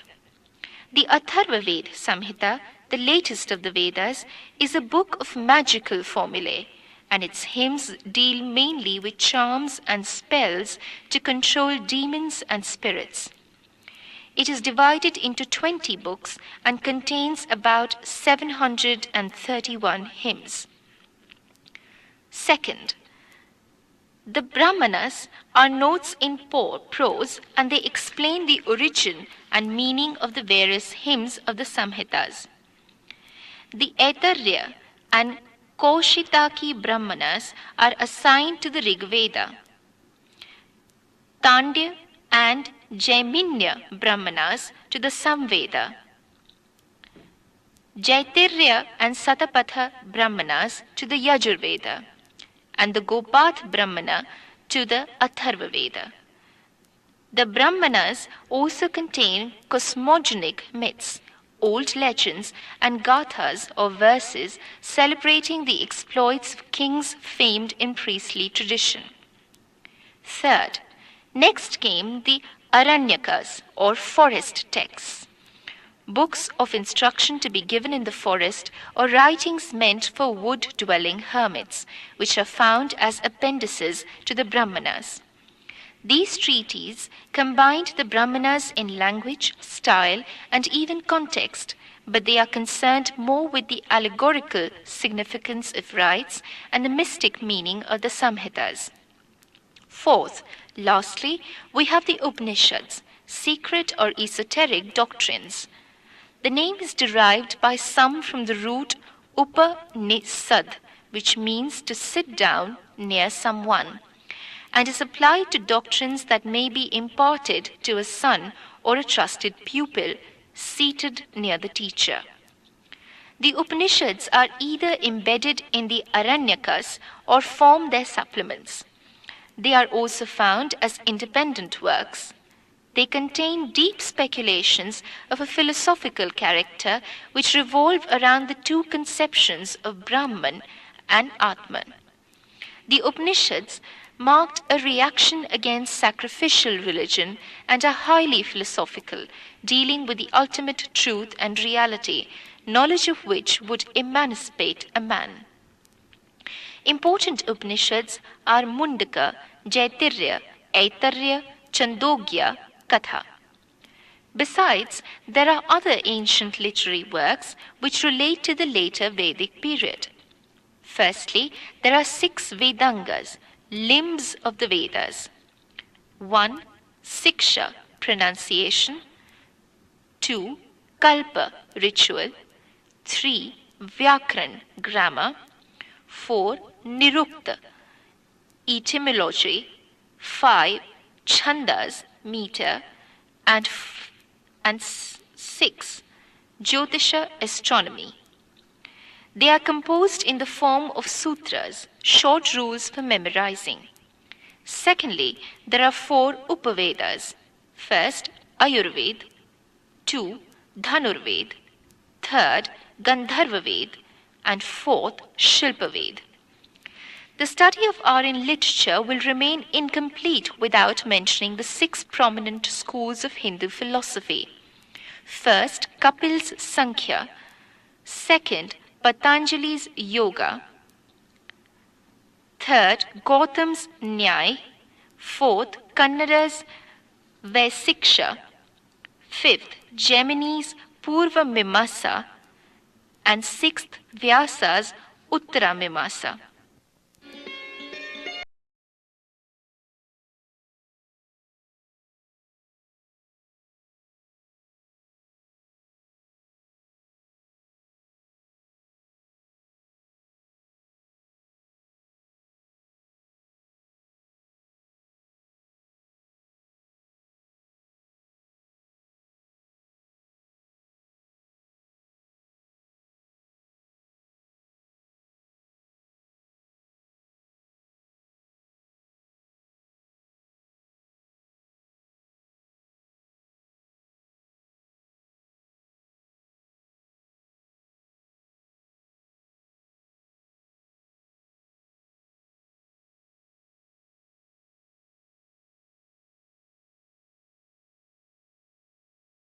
The Ajivakas. Gosala Masakariputra was the founder of the sect of Ajivakas.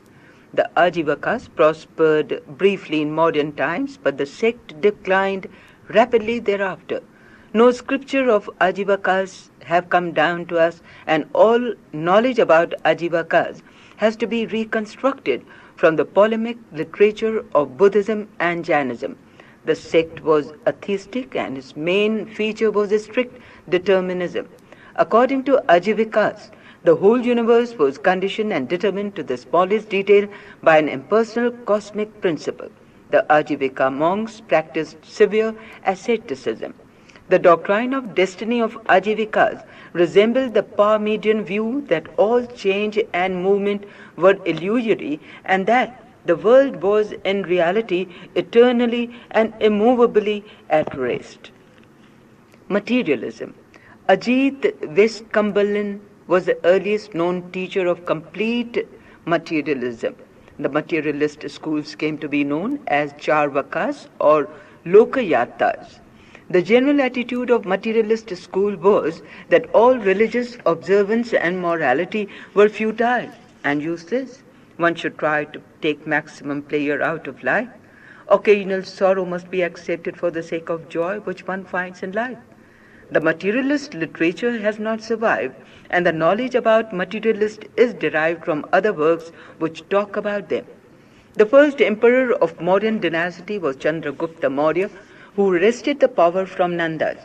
The classical Greek sources speak of a Sandrocotus who allied with Greeks and exhorted them to invade the Nandas. Greek and Indian sources agree that Chandragupta overthrew the last of the Nandas and occupied his capital Patliputra.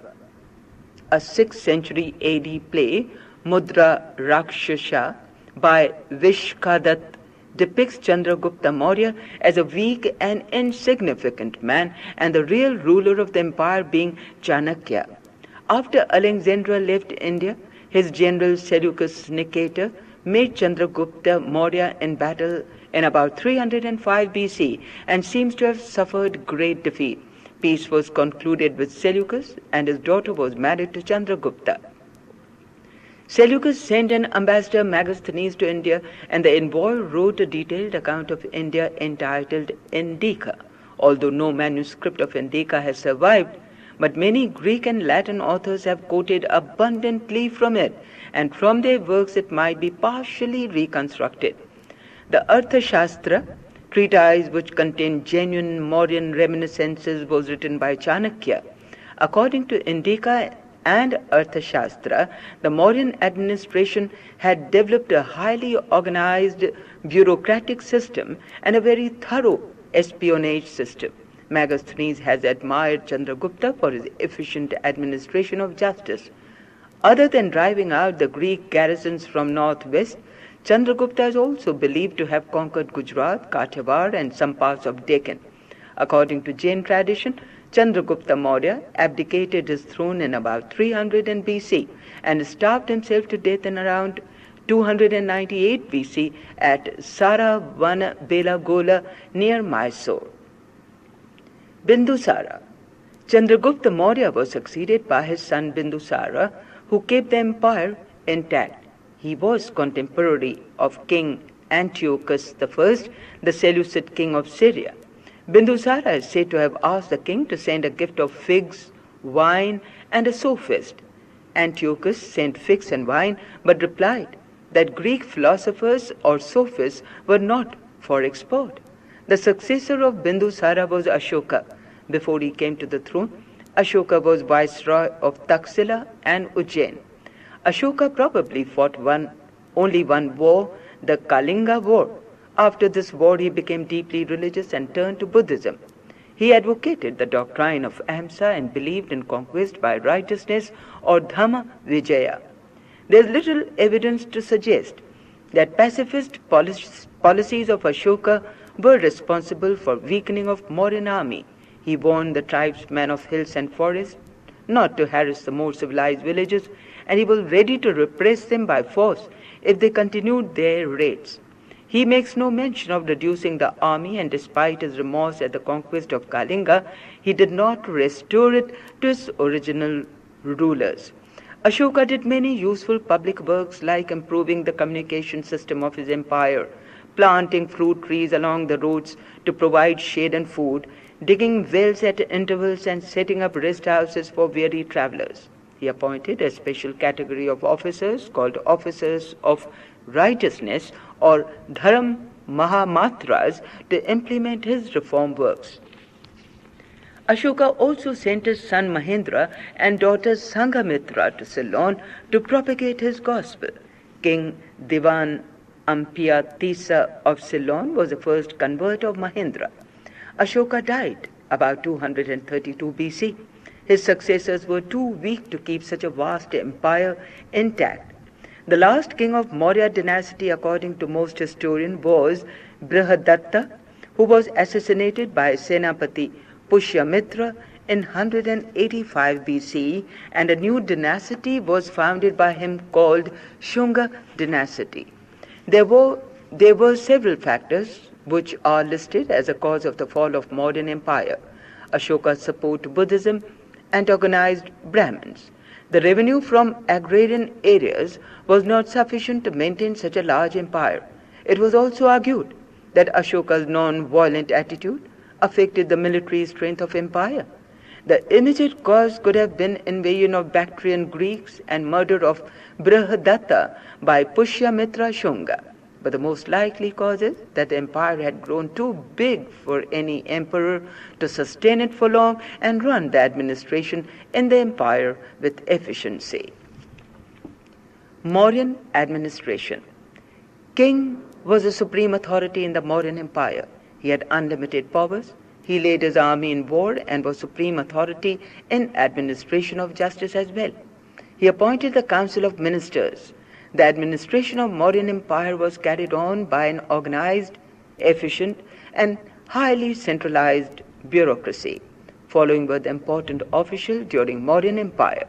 First, Sanidhata, that is, he was a head of treasury. 2. Samaharata was collector of revenue. 3. Purohita was the chief priest. 4. Senapati was a gatekeeper of the royal palace. 5.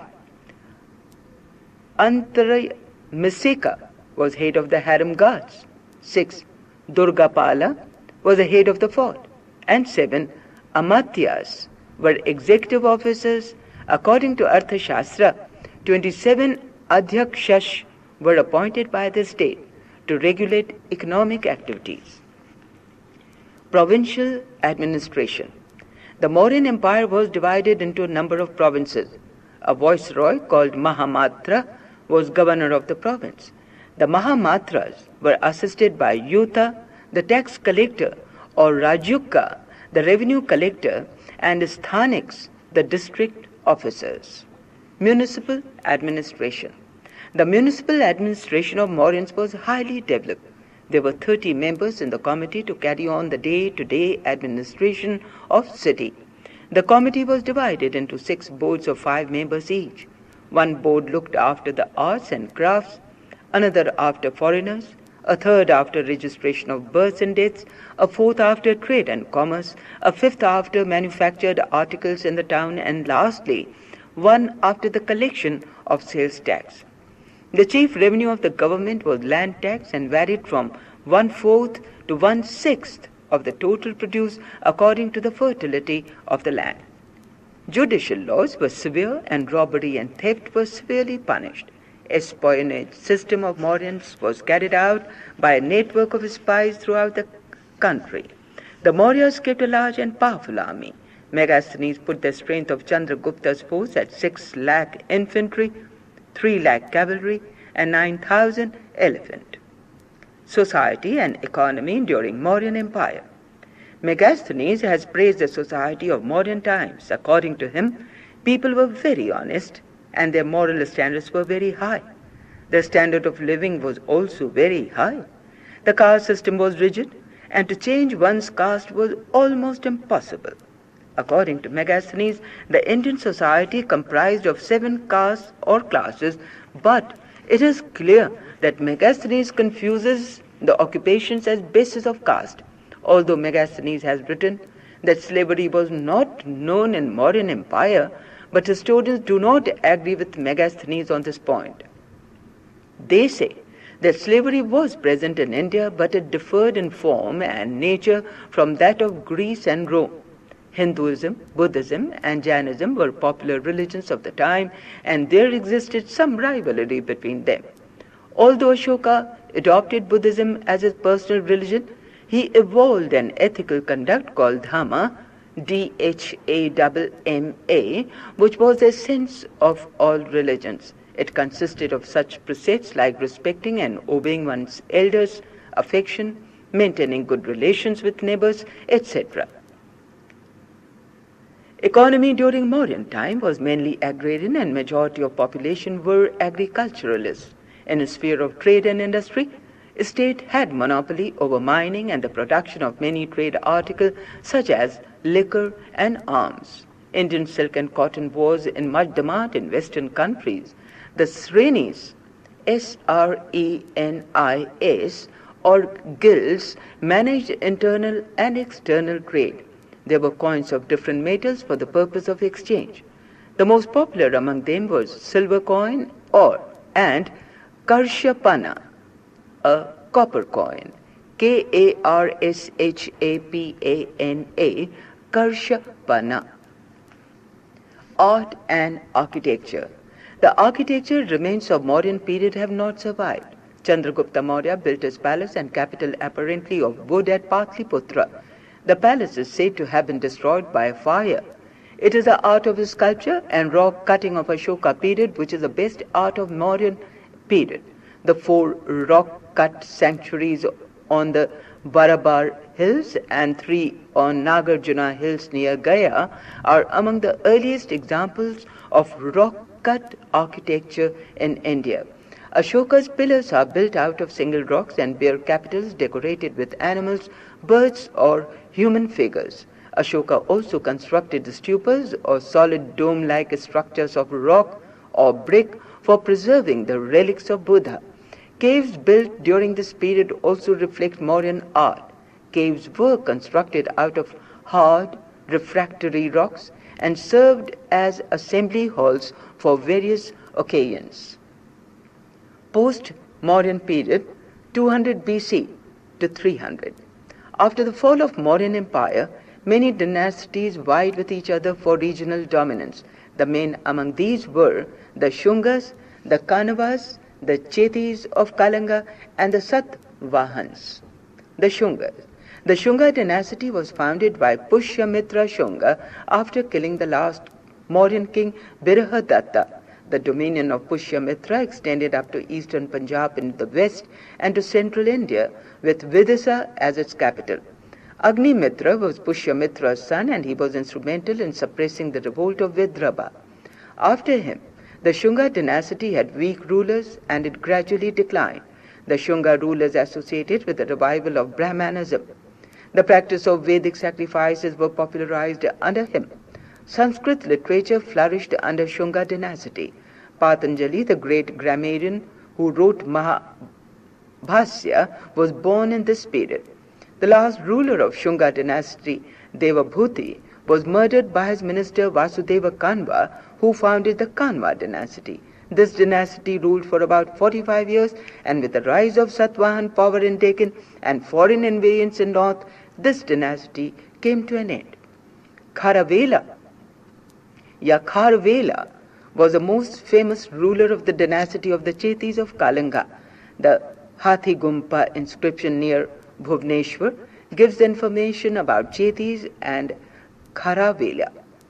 Kharavela is said to have defied the Satavahan ruler Satakarni and became free of Magadha Empire. In south, he pushed beyond Godavari. Kharavela was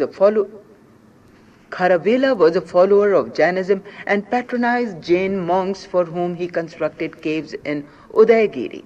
The Satvahans came into power in Deccan after ending the rule of Shungas and Kanavas. Simuka, Simuka, is regarded as the founder of this dynasty. Hala is considered another famous king of this dynasty. Hala was followed by Sri Satakarni, who is identified with the Satakarni of Nanaghat inscription and the husband of Queen Naganika. His capital was at Pratisthan or Paithan on the banks of Godavari in Maharashtra. The next most famous ruler of this dynasty was Gautami Putra Satakarni, who saved the Deccan from the Saka onslaughts. He defeated the Saka king Nathapana by defeating him in a keenly contested war. He also overthrew the Greeks and the Parthians. Gautami Putra was succeeded by his son Vashishta Putra Pulumai. His influence extended to the Coromandel coast and to some portions of Madhya Pradesh. His successor was Vashishta Putra, who was married to the daughter of the Saka ruler Rudramana I. After Yajna Shri Satkarni, one of the last rulers of Satvahan dynasty, the Satvahan dynasty began to decline and it was partitioned among 5 minor dynasties. Social and economic conditions in Deccan under Satvahans. The kingdom of Satvahans was divided into Janapadas and Aharas. The source of income were taxes on land income, court fees and fines, proceeds from royal domain, etc. Monarchy was hereditary and Satavahan kings wielded unlimited power, although the administration of Satavahan king was checked by custom and shastric injunction. The kingdom was famous for the production of rice and cotton. According to Pliny, the Andhra kingdom maintained an army of 1 lakh infantry, 2,000 cavalry, and 1,000 elephants. The use of coins, burnt bricks, ring wells, etc. was learned through contacts with North. The 4th fold Varana system was recognized by the Satavahans, and Gautami Putra Satakarni claims to have re-established the 4-fold Varana system. In the society under Satavahans, there were at least 4 recognizable classes. The Mahabhojas, Maharathis, and Mahasenapatis were the highest elite of the society. The officers like Amatayas, Mahamatras, Bandhagharikas, and non-official comprised the 2nd class. The 3rd class consisted of Vaidya, Lakhaka, Swarnakarna, etc. And the 4th class comprised the Malakara, Vardhaki, Dasaka, etc. The Satavahan kings were named after their mothers like Gautami Putra, Vashishti Putra, etc., which shows that mother enjoyed a good deal of importance, but basically the Satavahana ruling family was patriarchal because succession to the throne passed to the male members. Satavahans worshipped a large number of gods such as Krishna, Vasudeva, and others. But Buddhism also prospered under Satavahanas. Nagarjunkonda and Amravati in Andhra Pradesh became important Buddhist centers under Satavahans. The Amravati stupa began in 200 BC but was completed in 2nd century AD. The stupa is full of sculptures based on scenes from the life of Buddha. The official language of Satavahan was Prakrit. One Prakrit text called Gatha Saptashti is attributed to a Satvahana king, Hala. We come to foreign invasion north to west on page 30. While in the mainland, the Mauryan dynasty was succeeded by Shungas, Kanvas, Satyavahans, etc. In northwest, there was a new onslaught by foreign invaders. The Indo-Greeks, the Shakas, the Parthians, and the Kushans were foreign powers. First, the Indo-Greeks. Small colonies of Asiatic Greeks had been settled in Bactria by Archimedes, and though these were strengthened by settlement established by Alexander and Seleucus Nictator. About the middle of 3rd century BC, Bactria became independent of Seleucid Empire.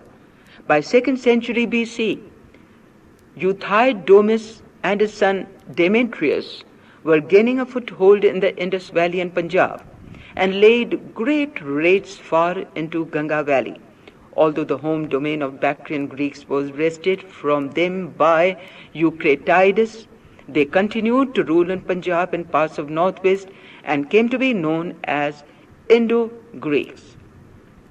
The Greek domains in India were divided into several petty kingdoms. The history of Indo-Greeks in India is mostly reconstructed from their remarkable coins. These coins bear legends in Greeks on one side and in Prakrit on the other. The Greeks' rule introduced features of Hellenistic art in northwestern India. This art, in combination with the local art, gave rise to what is called Gandhara art. Astrology and medicine also entered India through Indo-Greek kingdom. In Indian literature, Indo-Greeks are mentioned as Yavans. One of the Greeks' kings of Punjab, Milinda or Menander, is especially remembered for his espousing of Buddhism, and his discussions with Nagasena are recorded in the Pali text Milinda Panho. Manu described the Yavanas as degenerate Kshatriyas and gives them a place in Hindu society. Second, Sakas. Sakas were the nomads from Central Asia who were driven by a complex chain of causes, both climatic and political, which led them to leave their homes. These circumstances were the consolidation of Chinese empire under the great emperor Shi Huangdi and the building of Great Wall of China, as well as the drying up of central pasture lands. Because of a strong Chinese empire, the nomads could not move towards that direction. Therefore, they attacked Bactria, which they occupied, soon to be followed by Yueh-Chih, Yueh-Chih. The Sakas moved on from Bactria to attack first the Parthian rulers of Iran and then the Greeks in India. There were 5 branches of Sakas with their seats of power in different parts of India and Afghanistan. One branch of Sakas settled in Afghanistan, the second in Punjab with Taxila as its capital, the third in Mathura where it ruled for about 2 centuries, the fourth in western India which continued till the 4th and 5th century AD in the upper Deccan. In about 58 BC, we hear of a king of Ujjain who defeated Sakas and called himself Vikramadatya, and an era called Vikrama Samvat is reckoned from the event of his victory over the Sakas. The Saka governors were called satraps. Nahapana was a great Saka satrap, and another Saka satrapi was at Ujjaina. The term satrap, S-A-T-R-A-P, satrap or satrap, which was originally used for the governor, became so popular that even when the governor became independent, they called themselves satrap. Rudraman I was perhaps most important king of Saka dynasty at Ujjain. He ruled not only over Sindh, but also over good part of Gujarat, Konkan, the Narmada Valley, Malwa and Kathiawar. The Junagarh rock inscription, which he issued in Sanskrit, is a long panegyric recording his marital exploits and his reconstruction of the great lake Sudarshana at Girnar, Saurashtra. This inscription is among the earliest dated records of ancient India. The Parthians. Towards the end of the 1st century BC, the Parthians, or Pahalvas, P-A-H-L-V-A-S, gained suzerainty of northwest by conquering many parts from the Indo-Greek kings. The Parthians seems to have come from Iran because they have Iranian names. The first Pahalava ruler was Mithridates, and he is said to have conquered the territory between the Indus and Jhelum from Demetrius. The most important king of this dynasty was Gondophares, whose period is 220 BC to 45 AD, and during whose rule St. Thomas is said to have come to India. The Kushans. The rule of Pahalvas in northwest was replaced by Yueh-Chih tribe in northwest, who by appearance looked Turkish type, but like the Sakas, they appear to have spoken an Iranian language. For a century or more, they dwelt in Bactria and the neighboring regions of Central Asia, divided into 5 autonomous provinces until control was consolidated in the hands of Kujula Cadphises of the tribe of Ujjain. The house of Cadphises, Kadphises, was succeeded by that of Kanishka. Kanishka was the most famous ruler of this dynasty, who ruled over the western half of northern India at least as far as Varanasi, and whose domains in Central Asia were very extensive. Kanishka was a great conqueror. He annexed Kashmir, defeated the Parthian king, and his war with Chinese resulted in the conquest of Kashgar, Khotan, and Jharkhand. Punjab, Kashmir, Sindh, and UP were also included in his dominions.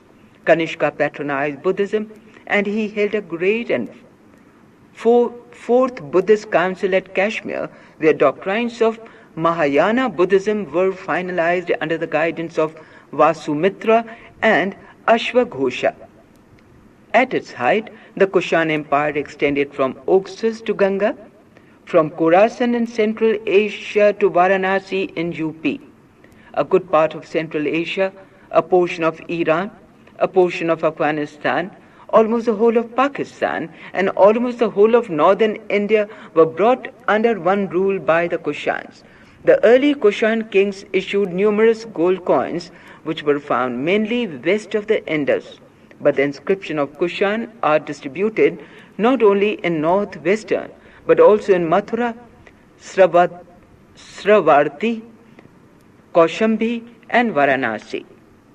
Kushan coins, inscriptions, constructions, and pieces of sculpture found in Mathura show that it was their second capital, the first being Purushpura or Peshawar, where Kanishka built a monastery and huge stupa. Kanishka's court was adorned by the celebrated Buddhist teacher Parsava and Vasumitra, the great Buddhist poet and philosopher Ashwaghosha, the well-known philosopher Nagarjuna, and the physician Charaka. Impact of Central Asian contacts. The invaders from Central Asia became the integral part of Indian society in course of time. They introduced use of burnt brick. Their pottery was redware, and they introduced better cavalry and the use of riding horse on a larger scale. The contacts with Central Asia were established very firmly, and as a result, India received a good deal of gold from Altai mountains in Central Asia. The Kushana kings were the first to issue gold coins in India on a wide scale. This period was also the most flourishing period in the history of crafts and commerce in ancient India. The Milinda Panho enumerates 75 occupations, 60 of which are connected with various kinds of crafts. There were at least 24 guilds of artisans. These guilds acted as bankers, financiers, and trustees. Indian iron and steel were exported to Abyssinian ports. Mathura was a great center for the manufacture of a special type of cloth, Sathaka, Sathaka. The chief article of export from India were spices, perfume, pearls, copper, sandalwood. The principal imports were cloth, glass, silver, gold. Indians' most lucrative trade was with Roman Empire. Central Asia was open to trade, and one trade route became famous later as the Old Silk Route.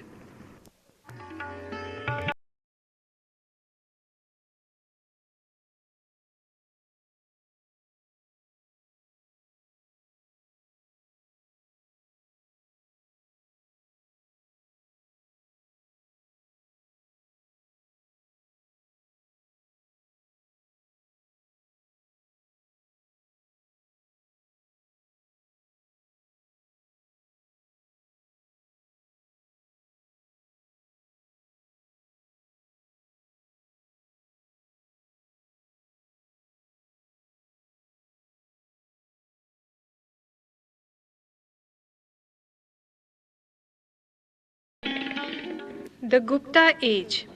The Gupta dynasty came to power sometime about 275 AD after the Kushan power came to an end around 230 AD. The Kushans were succeeded by Murundas for a while, but ultimately Gupta dynasty came to power in North India. Chandragupta I, Samudragupta, Chandragupta II, Kumargupta I, and Skandagupta were the main rulers of this dynasty. The first two kings of this dynasty were Sri Gupta and Ghatotkacha. Ghatotkacha was succeeded by his son Chandragupta I in about 320 AD. He strengthened his power by matrimonial alliances with Licchavis. The origin of Guptas are obscure. It is possible that they had common origins because much prominence has been given to the marriage of Licchavi's princess with Chandragupta in the genealogies of later Gupta kings, and special coins were minted to commemorate her marriage to Chandragupta I. Chandragupta I started Gupta era in AD 320. One important act of Chandragupta I was holding of an assembly of councillors and members of royal family, at which Prince Samudragupta was formally nominated successor in about 355 AD. Samudragupta 335 to 380 AD. Samudragupta has been called the Indian Napoleon by V. A. Smith because of his extensive military conquest, about which we know from the eulogic inscription composed by his minister and court poet Harisena on an old Ashokan pillar at Allahabad. According to the inscription, he subjugated 5 kingdoms in Lower Bengal, Upper Assam, Nepal, and territories further west, as well as a number of republican clans, including the Malwas, the Yodhyas, the Arjunayanas, the Abhirs in Punjab and Rajasthan, and several minor ones in Madhya Pradesh. It seems that Samudragupta directly ruled over a vast territory, roughly from Brahmaputra to the Chambal, surrounded by a number of tributary states immediately to the north, east, and west. The Sakas and Kushans, who ruled in Punjab and Gujarat, though independent, had to be submissive to him. Some of the coins of Samudragupta represent him as playing on the veena. He also performed Ashwamedha sacrifice. Chandragupta II. Chandragupta II is the most famous king of Gupta dynasty. His era is considered as a golden age in Indian history. He succeeded Samudragupta in 375 AD. Chandragupta II followed the same policy of matrimonial alliances. He conciliated the Naga chieftain by marrying Princess Kuber Naga. He also allied with Vaktakas of Deccan by marrying his daughter Prabhavati with Rudrasena II. About 409 AD, Chandragupta II invaded the Saka kingdom of Gujarat and Kathiawar, killed the Saksa chief Rudrasimha III, and annexed his kingdom. This extended Gupta kingdom up to the shores of Arabian Sea in the west, and this facilitated the direct cultural and commercial relations of Gupta with the Western world. The Mehroli iron pillar inscriptions near Qutub Minar enumerates the exploits of a king called Chandragupta II. According to the inscription, the king established his authority in northwestern India and in Bengal. Chandragupta II assumed the title of Vikramaditya. The court of Chandragupta II was adorned by many scholars like Kalidas and Amar Sinha. During his reign, Chinese pilgrim Fa Hien visited Kumar Gupta in India. Kumar Gupta I and Skand Gupta. Kumar Gupta succeeded his father in about 415 AD, and he kept the empire intact. The Gupta Empire by this time extended from North Bengal to Kathiawar and from Himalayas to Narmada. A number of inscriptions shed light on Kumar Gupta's efficient administration and the deep love that people had for him. But in last years of Kumar Gupta's reign, peace and prosperity of the empire was disturbed due to invasions of Huns. Huns were a Central Asian people who were threatening Europe at about the same time. The Huns had occupied Bactria some time before, and now, like the earlier Greek Sakas and Kushans, they crossed the mountains and attacked the plains of India. Kumar Gupta died during a war with Hunas. He was succeeded by Skandagupta, who succeeded in re-establishing the Gupta Empire, and by end of 455 AD, it was again at peace, but after death of Skandagupta, the golden days of the Gupta Empire were over. The central control weakened and the local governors became feudatory kings with hereditary rights.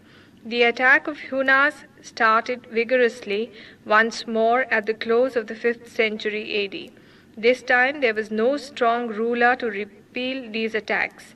For some 30 years from 500 AD onwards, western India was in the hands of the Huna kings.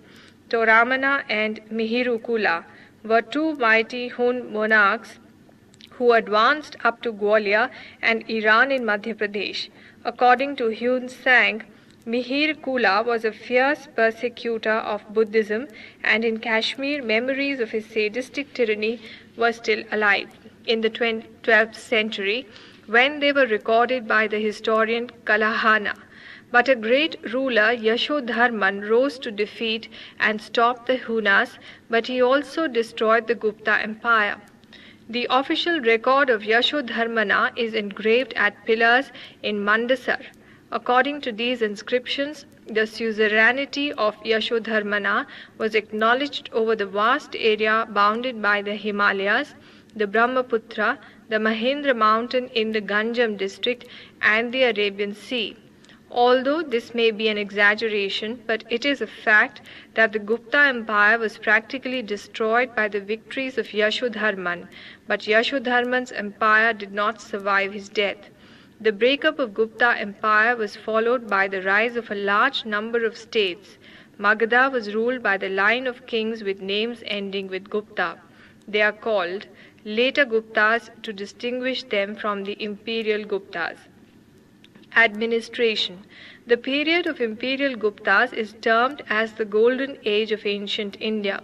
The large part of northern India was consolidated under one political authority.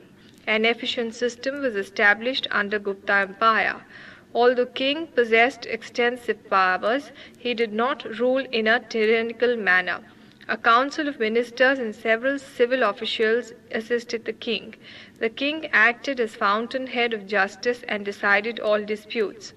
Land revenue was the chief source and generally fixed at 1/8 of the produce. The police security system was highly efficient, and the travelers experienced no difficulty or danger from the thieves on their journey. The country was divided into provinces called bhuktis and a number of districts called visyas. The local units enjoyed much liberty and independence. The standing army of king was supplemented by the forces occasionally supplied by the feudatories. The civil and criminal law for the first time were clearly defined and demarcated. The most important officers in Gupta Empire were Kumaramatyas. Society, religion and economy in Gupta times. The Brahmins became rich under Guptas as a result of many land grants to them. The castes and subcastes increased greatly in numbers as a result of the Indian society, but a new class of untouchables called Chandalas came into existence during this period. According to Fahian, these untouchables faced many disabilities, like they lived outside the village and were not allowed to enter the town. The position of women declined during this period, and they were disallowed formal education and inheritance of property. By Gupta times, Bhagavatism and Vaishnavism overshadowed Mahayana Buddhism. Idol worship in the temples became a common feature of Hinduism from the Gupta period onwards. The Shakti cult gave rise to consorts to gods and goddesses like Lakshmi, Parvati, Durga, etc. Shakti cult gave rise to consorts to gods and goddesses. Gupta issued largest numbers of gold coins, which were called dinars in their inscriptions. Cowries, according to Fahian, became common medium of exchange. Compared to the early period, we find a decline in the long-distance trade during Gupta period. The trade with Southeast Asia gained importance. Art and craft. In the history of temple architecture, the Gupta period is the formative and creative age, which heralds the two styles of Nagara and Dravida. The rock-cut architecture of this period is represented by two conventional types of chaitya and vihara, and they are mostly found at Ajanta, Ellora, and Bagh. The most characteristic features of a chaitya is its emphasis on a colossal image of Buddha seated between two attendants. The vihara was planned in the row of cells around the central court. The most vihara caves at Ajanta. These caves are remarkable for the variety and beauty of the pillars, as well as the walls and ceilings are decorated. From Gupta period onwards, the free-standing temples of Hindus have also survived. These temples were small and most had flat roofs. The finest Gupta temple was that of Diogar, in which iron dowels were used to hold the masonry together, and a small tower rose above the sanctum. The Gupta period marked great development in the domain of sculpture. The Gupta sculpture suggests simplicity and serenity. Over 2-meter high bronze image of Buddha has been recovered from Sultanganj near Bhagalpur. The beautiful image of Buddha were fashioned after Sarnath and Mathura during Gupta period. For the first time in Gupta period, we get the images of Vishnu, Shiva, and some other gods. The best specimen of Hindus' sculptures are to be found in the temple of Diogar, which contains Hindus' mythological themes of Rama, Vishnu, and Narayana. The art of painting also reached new heights during the Gupta period. Specimens of Gupta paintings are preserved in the Ajanta and the Bagh caves. Out of the 29 caves, the paintings in 6 caves have survived. The subjects of these paintings are threefold, relating to decoration, portraiture, and narration. The decorative designs include an infinite variety of animals, trees, and flowers. In the portraits, the central figures are those of various Buddhas and Bodhisattvas. The narration scenes mostly portray Jataka stories. Other than this, the whole of natural and human drama, like princesses in their palaces, ladies in their havens, coolies carrying burden over their shoulders, etc., is also portrayed vividly in murals of Ajanta. The chief characteristic of Gupta art is refinement, simplicity, and religious virtuosity. Literature in Gupta period. The Sanskrit language came to have a great importance during Gupta period due to influence of Brahmanism. Sanskrit became the official language of Guptas, and it was also the language of higher classes. The plays of Bhasa and Kalidas belong to this period. Ramayana and Mahabharata were also compiled during this period. The earlier Puranas and various Smritis were also compiled during this period. The compilation of Amar Kosha by Amar Sinha, who was a luminary in the court of Chandragupta II, was also done during this period. Science and technology. The metallurgical skills of Gupta period were very high. This is evident from discovery of colossal copper statues of Buddha and an iron pillar near New Delhi. Mathematics and astronomy also saw great development during this period. The Indian notational system was adopted by Arabs who took it to the West. The concept of zero had been also developed. Aryabhatta calculated the value of pi and the length of a solar year with a remarkable degree of accuracy. Varahamira was astronomer in 6th century who stated that moon rotates around earth and earth rotates around the sun. The science of medicine was also developed, and Vagabhat was a renowned physician of this time. The post-Gupta period. After the Hunas were confined to a very small pocket, Yasodharman ruled North India for a brief period. But the rule of Yashodharman was very brief, and Gupta kingdom disintegrated. The Maitrakas of Vallabhi, Mukharis of Kannauj, the later Guptas, and gods of Bengal succeeded him. The founder of Maitraka clan was Bhatraka. They ruled the Saurashtra or the Kathiawar region, and the capital was Vallabhi.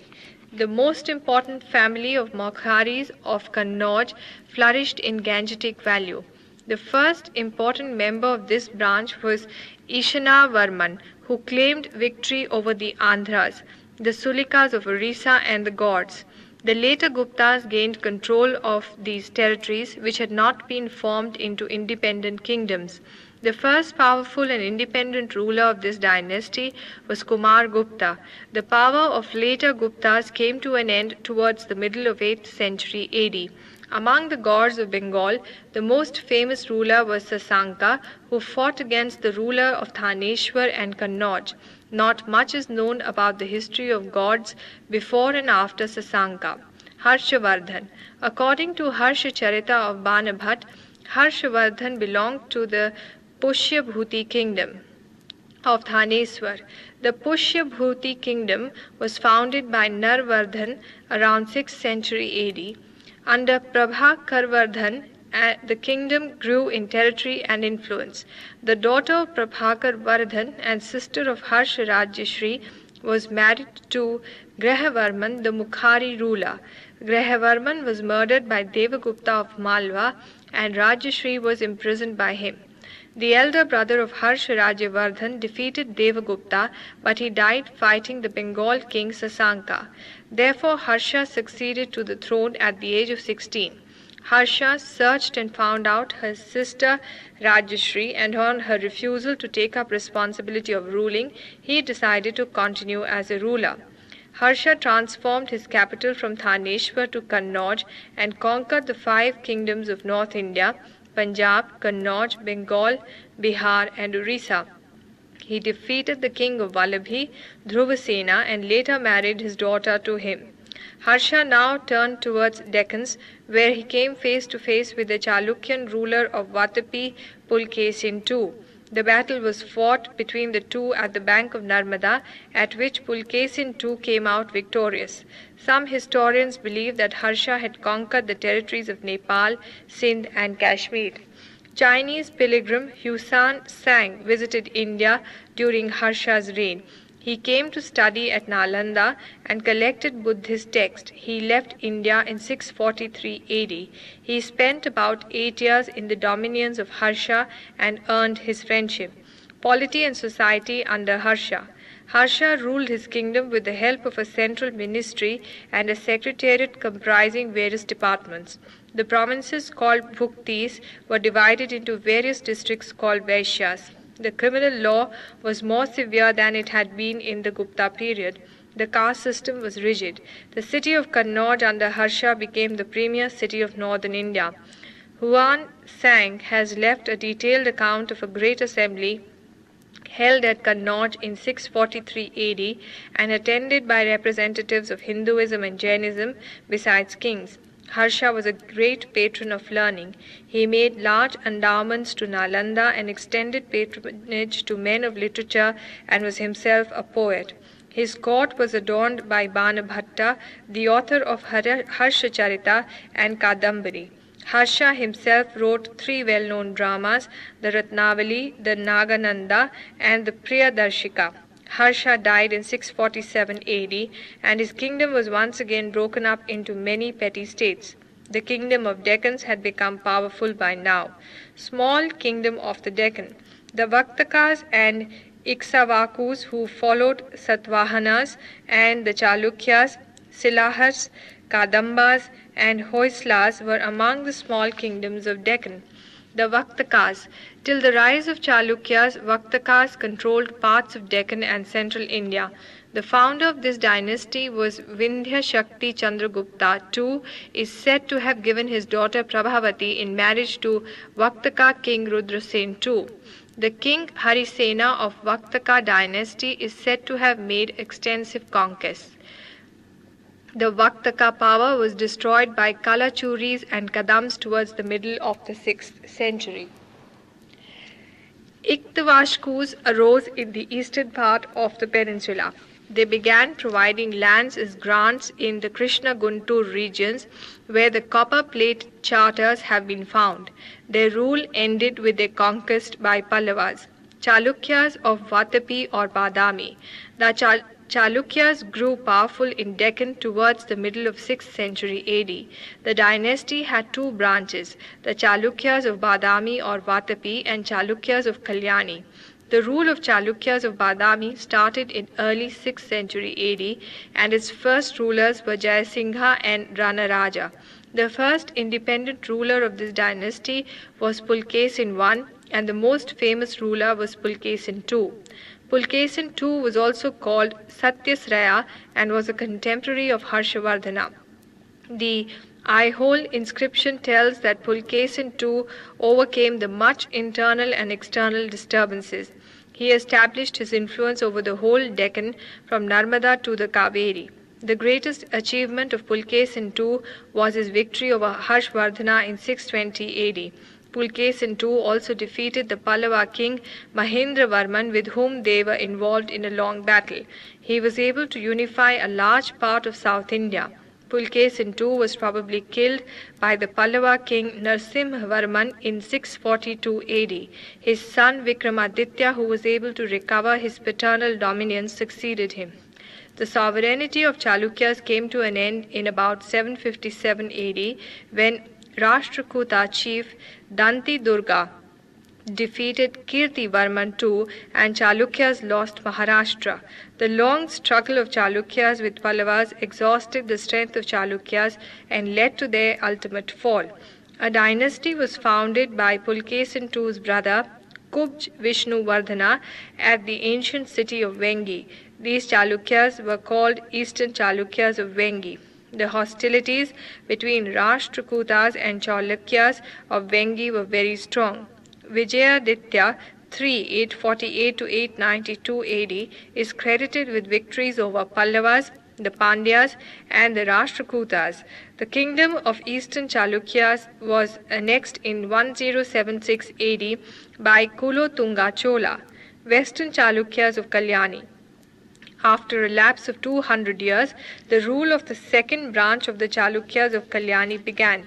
Their reign lasted for about 200 years, 973 to 1190 AD. The kingdom was established by Taila II in 973 AD when he defeated the last Rashtrakuta king Amoghavarsa Someswara I, who was involved in a protracted war with the Cholas, and Someswara II were other kings of this dynasty.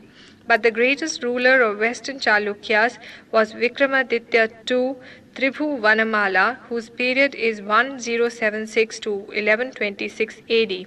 He is hero of the literary work Vikrama Deva Charita by Bilhana. He introduced Chalukya Vikrama era in 1076 AD and fought successfully against the Chalukyas of Anhilvara. The dynasty ceased to exist by the middle of the 13th century. The Chalukyan king was great patron of art and letter. Much of the paintings and sculptures of the Ajanta and Ellora caves were completed during their reign. The Chalukyan temple style have two components, the Vimana and the Mandapa. The temples are characterized by plastic ornamentation on their external surfaces and intricately carved pillars, ceilings, and door frames. The famous temples of Chalukya's period are the Virupaksha temple at Pattadhaka near Badami, the Vishnu temple of Badami, the Shiv temple of Maguti, and the Kashi Vishwara temple of Lakundi. Rashtrakutas. Danti Durga was the founder of Rashtrakuta dynasty. He overthrew Chalukyas of Badami in about the middle of 8th century AD. However, the Rashtrakuta power reached its peak in the rule of Dhruva Nirupama, whose period of rule is 780 AD to 793 AD. He succeeded in establishing his rule in Deccan. He was succeeded by his son Govind III Jagatunga, who in turn was succeeded by Amoghavarsa I, who is said to have defeated Cholas, and the Hoysala king Vishnuvardhana. With the rise of the Yadavas of Devagiri and the Hoysalas, the Chalukya built the city of Manyakheta as his capital. The great ruler of Rashtrakuta dynasty was Krishna III, whose period is 936 to 967 AD. Krishna III occupied Kanchi and Tanjore and defeated the Chola army at the Battle of Takkolam in 949 AD. After 967 AD, the Rashtrakutas were replaced by the later Chalukyas. Achievements of Rashtrakutas. The Rashtrakuta rulers were great patrons of art and literature. Krishna I built the famous rock-cut Kailasha temple at Ellora in the latter half of the 8th century AD. The cave's shrine of Elephanta was built on an island near the west coast. Amoghar Vasa is said to have written the earliest book of poems in Kannada. Gangas. The kingdom of Ganga was founded by Didiya, who was also called Kongani Varman and Madhava in the 4th century AD. The Ganga are believed to have belonged either to the line of Ikshvakus or with the Kanvas. Durvinita was one notable Ganga ruler who distinguished himself in warfare with Pallavas. In 8th and 9th centuries, the Gangas had to encounter conflict with Chalukyas of Vengi and the Rashtrakuta ruler Dhruva Nirupama. By 1004 AD, the Ganga sovereignty had ended. The capital of Ganga was Kuluvula, which was later transferred to Talakad by Harivarman. During the reign of Rajamala IV, whose period of rule is 977 to 985 AD, a 58 feet high statue of Gomateshwara was erected at Sravanbelagola in 983 AD. Yadavas. Yadavas rose to prominence after the decline of the Chalukyas of Kalyani. The first noteworthy figure of Yadava dynasty was Bilama V, who made Devgiri his capital. His successor was Jaitrapal I, who killed the Kakatiya ruler Rudradeva. The great Brahmana minister Hemadri, renowned for his Hindu Dharamshastra, flourished during the reign of Mahadeva and Ramachandra. His most important work is Chaturvarga Chintamani. During the reign of Ramachandra, the army led by Alauddin Khilji, who was then governor of Kara, invaded Devagiri in 1294 AD. Kakatiyas. Kakatiyas were feudatories of later Chalukyas who rose to power in Telangana after the decline of Chalukyas. Warangal was their seat of power. The Kakatiyas rose into prominence under Ganpati, who ascended the throne in 1199 AD.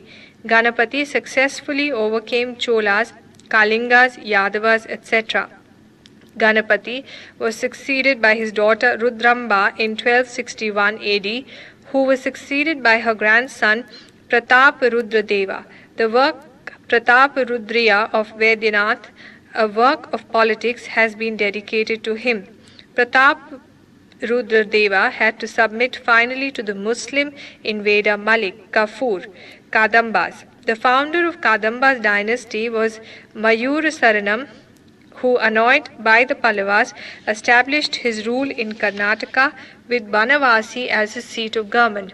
During the reign of Kakusthavarman, the Kadamba dominion and influence grew rapidly.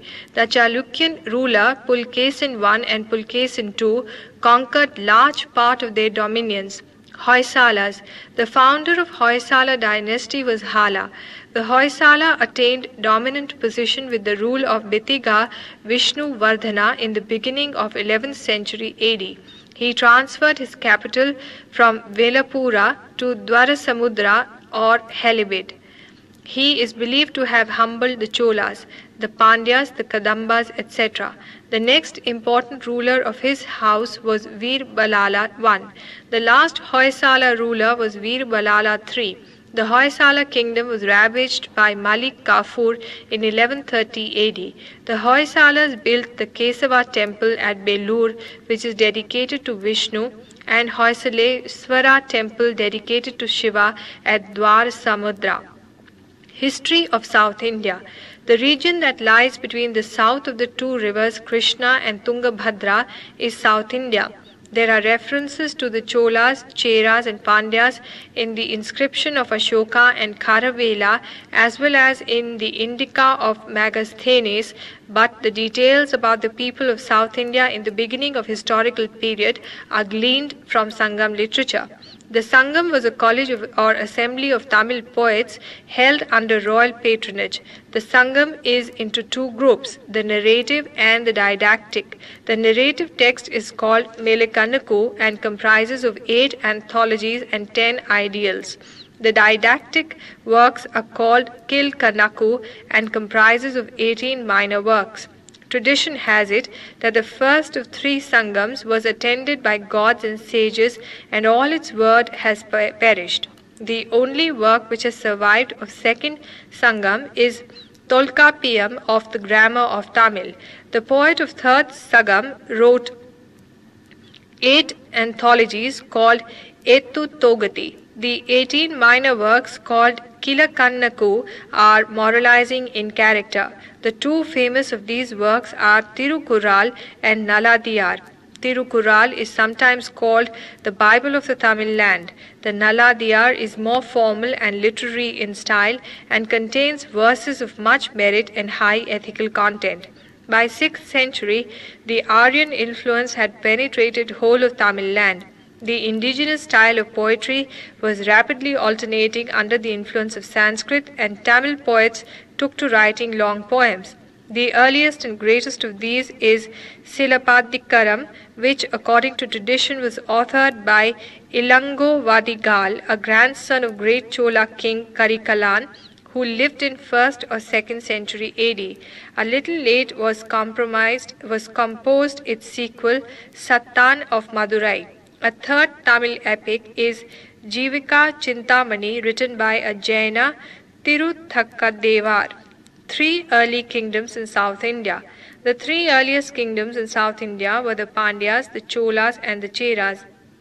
The Pandyas' territory, occupied by the southernmost and southeast portion of the Indian peninsula, which included roughly the modern district of Tindaveli, Ramnad, and Madurai in Tamil Nadu.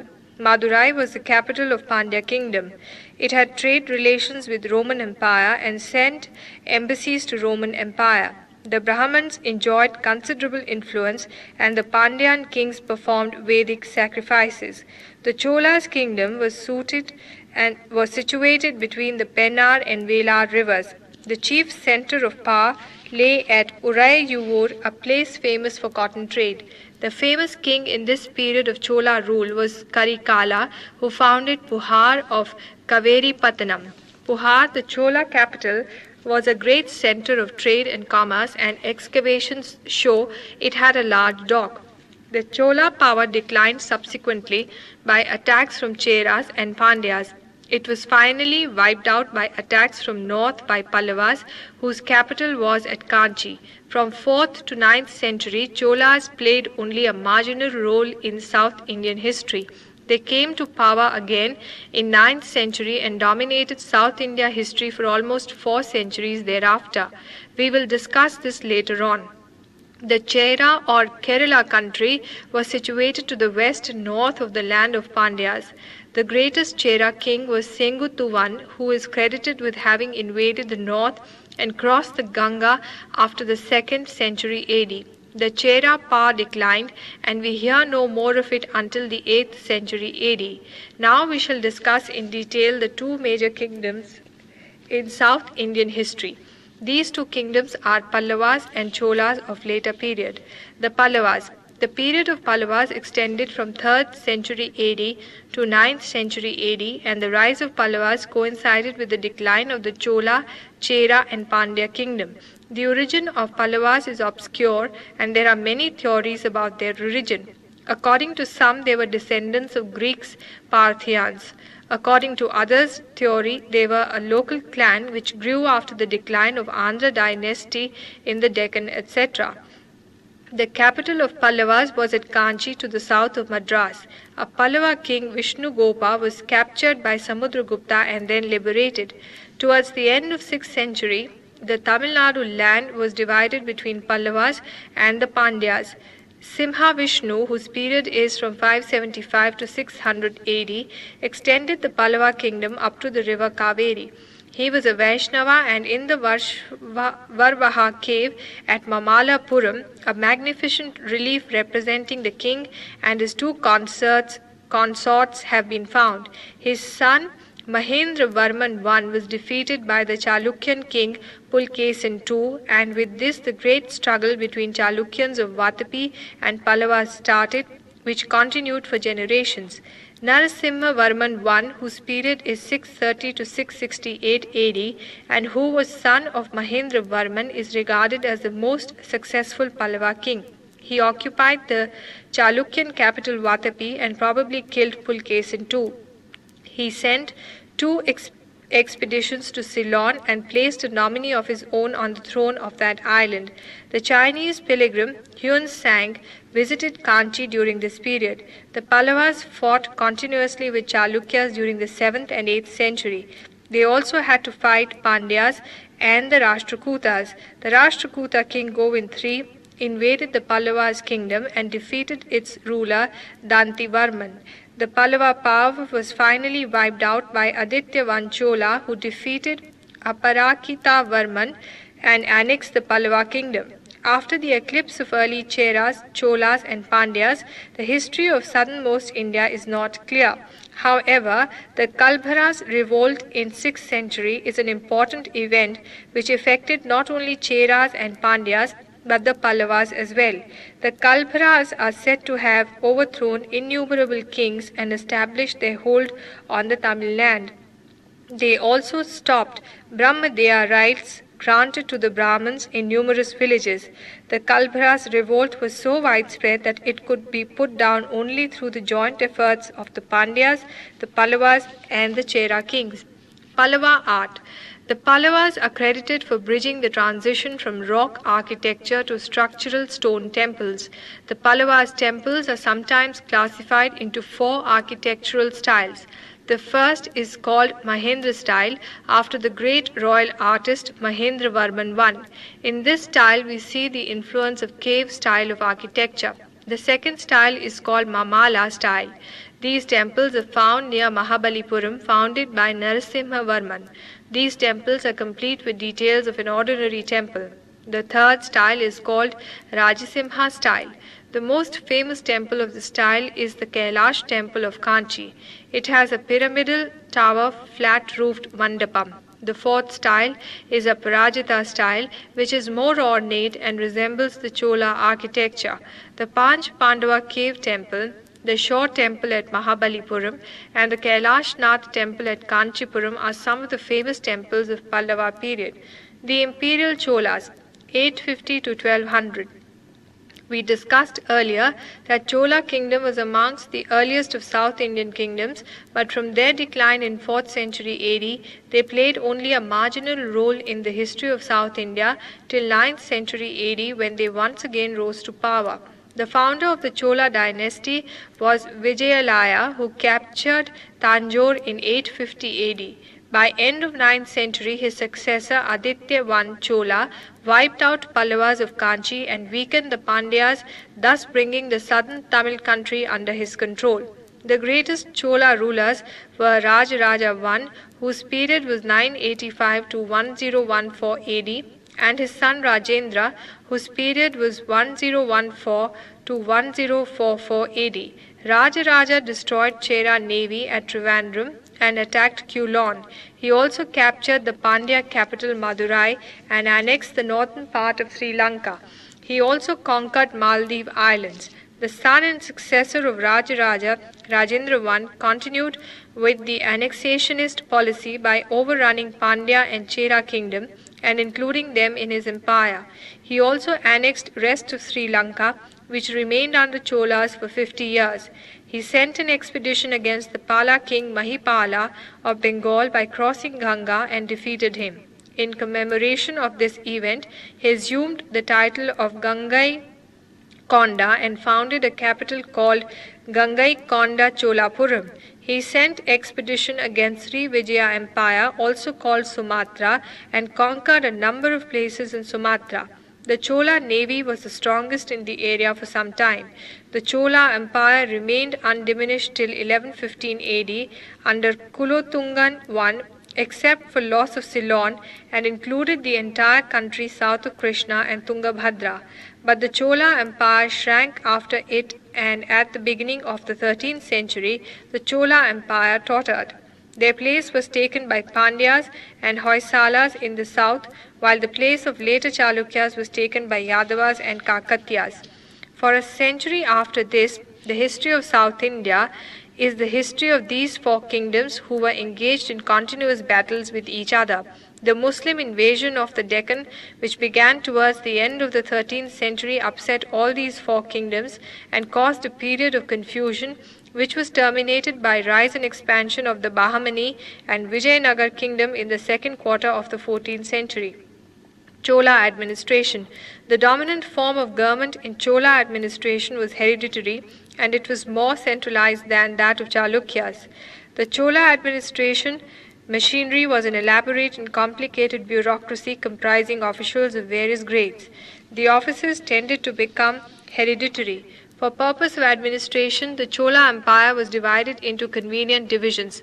The division in descending order being Valandu or Mandalam, Nadu and Kurram. All land was carefully surveyed and divided into tax-bearing and non-taxable lands. The village as a whole was responsible for the payment of the entire revenue due from it to the king's officers. But the most important feature of Chola administration was the functioning of autonomous rural institutions. The Uttara Merur inscription is the most famous in this regard, which tells in detail about the functioning of these autonomous institutions. Society and economy during Chola rule. Caste consciousness was prominent in social relationship. The society was divided into Brahmins and non-Brahmins who were more or less working for them. The center of social and economic life at this time was the temple. Temple was center of education in Sanskrit, and to some large temple colleges were attached. One more important point regarding caste structure in South India was the little mention of Kshatriyas and Vaishyas, while the Shudras were prominent. The economy during the early part of this period was self-sufficient and no large-scale surplus was produced, but with the rapid development of trade under Cholas, this scenario changed. Overseas trade was the strength of the Chola merchants. Mahabalipuram, Kaveri Pattanam, Shaliyur and Korkai on the east coast and Ceylon on the Malabar coast had elaborate establishment controlling the South India trade both eastwards and westwards. Trade was controlled by merchant guilds, and the king and the higher officials of state invested in the guilds.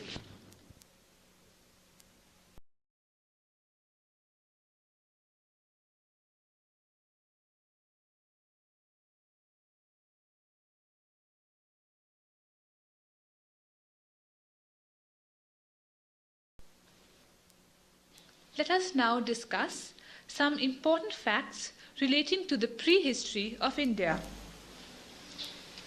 The term Neolithic was coined by Sir John Lubbock in his book Prehistoric Times, first published in 1865.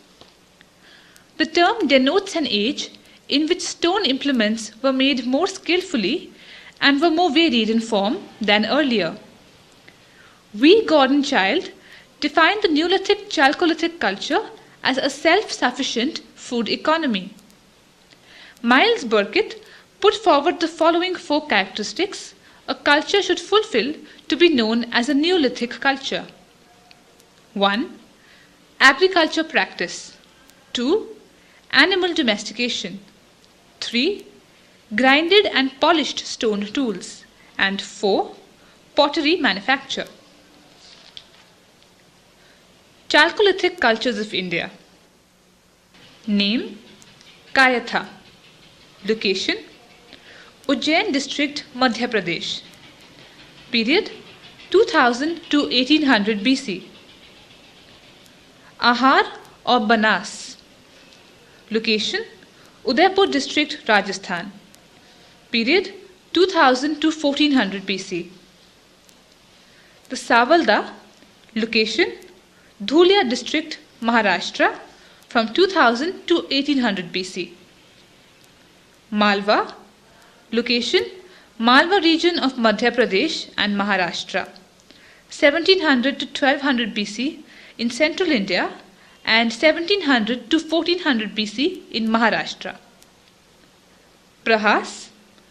Location: Dhulia district, Maharashtra, 1800 to 1500 BC. Rangapur. Location: Gujarat, 1400 to 700 BC. Jorve. Location: Ahmednagar, Maharashtra, 1400 to 700 BC. And Chirand. Location: Saran district, Bihar, 1500 to 750 BC. The Paleolithic culture of India developed in the Pleistocene period or the Ice Age, which lasted between 1 million and 10,000 years before the Holocene period, that is, the present geological period. The Holocene period began 10,000 years ago. The Lower Paleolithic phase existed between 250,000 BC and 1 lakh BC. The Middle Paleolithic between 1 lakh BC and 40,000 BC, and the Upper Paleolithic between 40,000 BC and 10,000 BC. The Mesolithic culture continued to be important roughly from 9,000 BC to 4,000 BC. The microliths are the characteristic tool of the Mesolithic age. Bhimbetka in Madhya Pradesh is a striking site of both the Paleolithic and Mesolithic paintings. The Mesolithic people lived on hunting, fishing, and food gathering. In the Balan Valley, all the three phases of the Paleolithic, Mesolithic, and Neolithic have been found in sequence. Adamgarh in Madhya Pradesh and Bagor in Rajasthan provide the earliest evidence for the domestication of animals.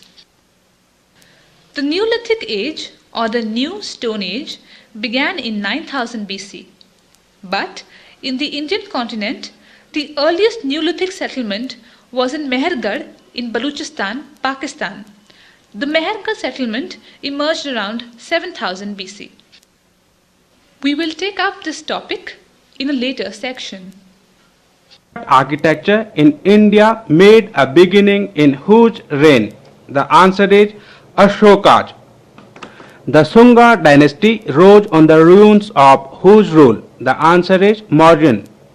The railings of the Sanchi Stupa were built in whose period? The answer is Shunga's. Kharavala belonged to which dynasty? The answer is Cheti. The Hathi Gumpa inscription is associated with whom?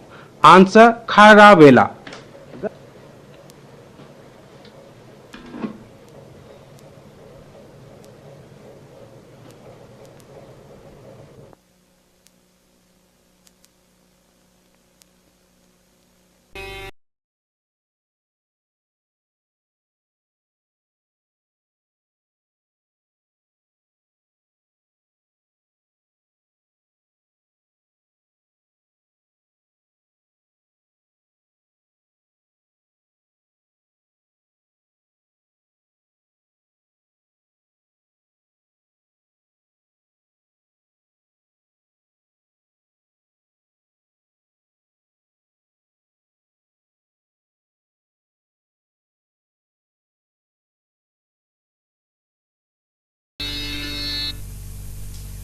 Medieval India.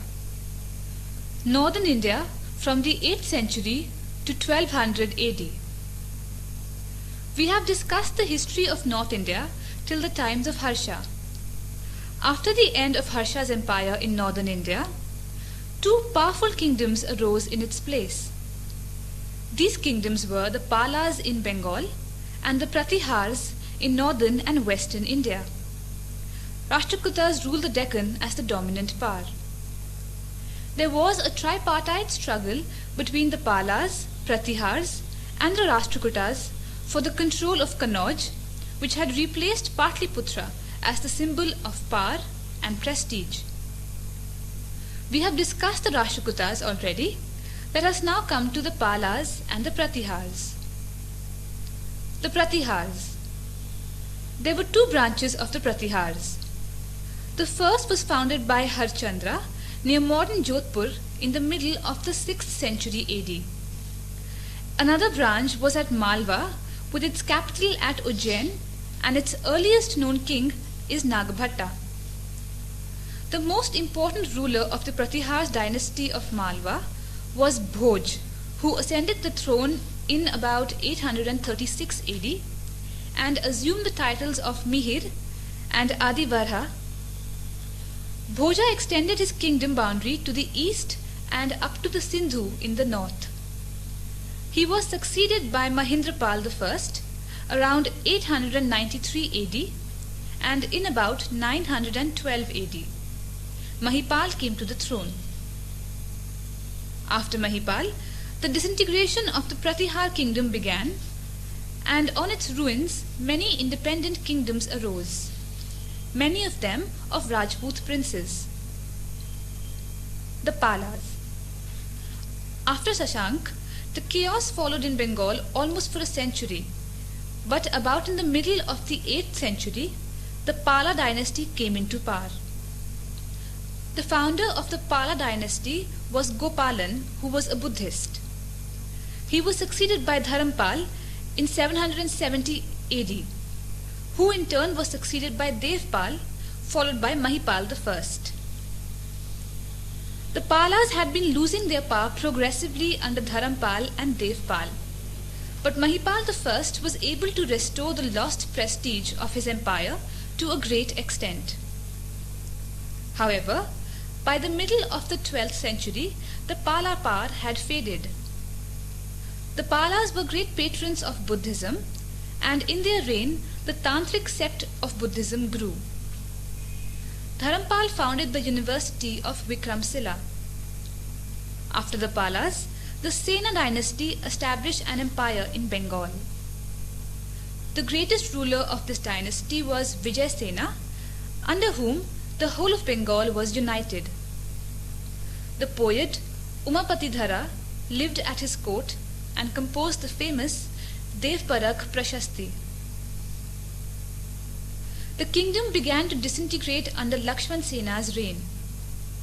The Muslim ruler Muhammad Bakhtiyar Khalji attacked its capital Nadia and occupied it. Soon the dynasty broke up and gave way to the Devas. The Rajputs. The origin of the Rajputs is a matter of controversy. According to Colonel Todd, they were foreign invaders like Huna, Sakas, and Kushans who adopted Hinduism and integrated into Hindu society. Rajputs themselves trace their origin to the sun or moon families mentioned in the Mahabharata. Some Rajputs profess themselves belonging to Agnikula. This theory was first put forward by Chandra Bardai in his book Prithviraj Raso. The poets of the 14th century mentioned Rajputs as a tribe comprising 36 clans. In the northern India, under the period we are discussing, some of these played an important role. The main among these were the Gadwalas, the Chauhans, the Chalukyas or the Anhilwaras, and the Chandelas. The Gadwalas.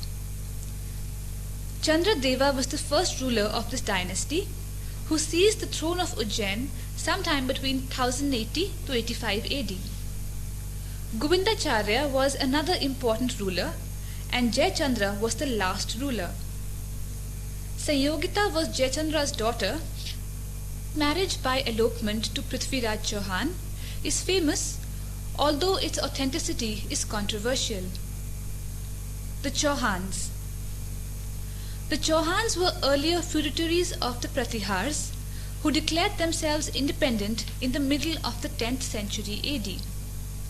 Ajay Raj, who founded the city of Ajmer, was one famous ruler, while the other famous ruler is Vigraharaja IV. The famous Prithviraj Chauhan began his reign in 1177 AD. He was also hostile towards the Gadwala king Jayachandra.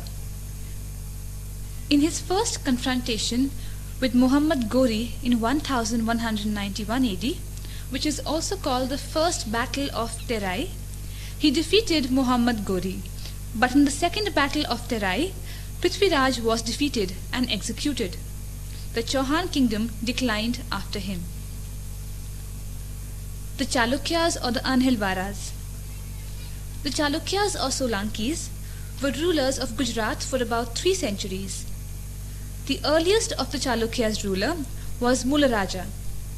The next important ruler was Bhima I, during whose reign Mahmud Ghazni overran Gujarat and plundered the temple of Somnath. The greatest ruler of this dynasty was Jayasimha Siddharaja, who after his victory over the Pasamarasam adopted the title of the Paramars. He was a great patron of learning, and noted Jain scholar Hemchandra was at his court. The Chandelas. The Chandelas became rulers in South Bundelkhand early in the 9th century. Their capital was at Kharjurakha, which is modern Khajuraho. The dynasty became powerful under the rule of Dhanga in the mid-10th century. Dhanga was a patron of learning and fine arts, and built many temples at Khajuraho.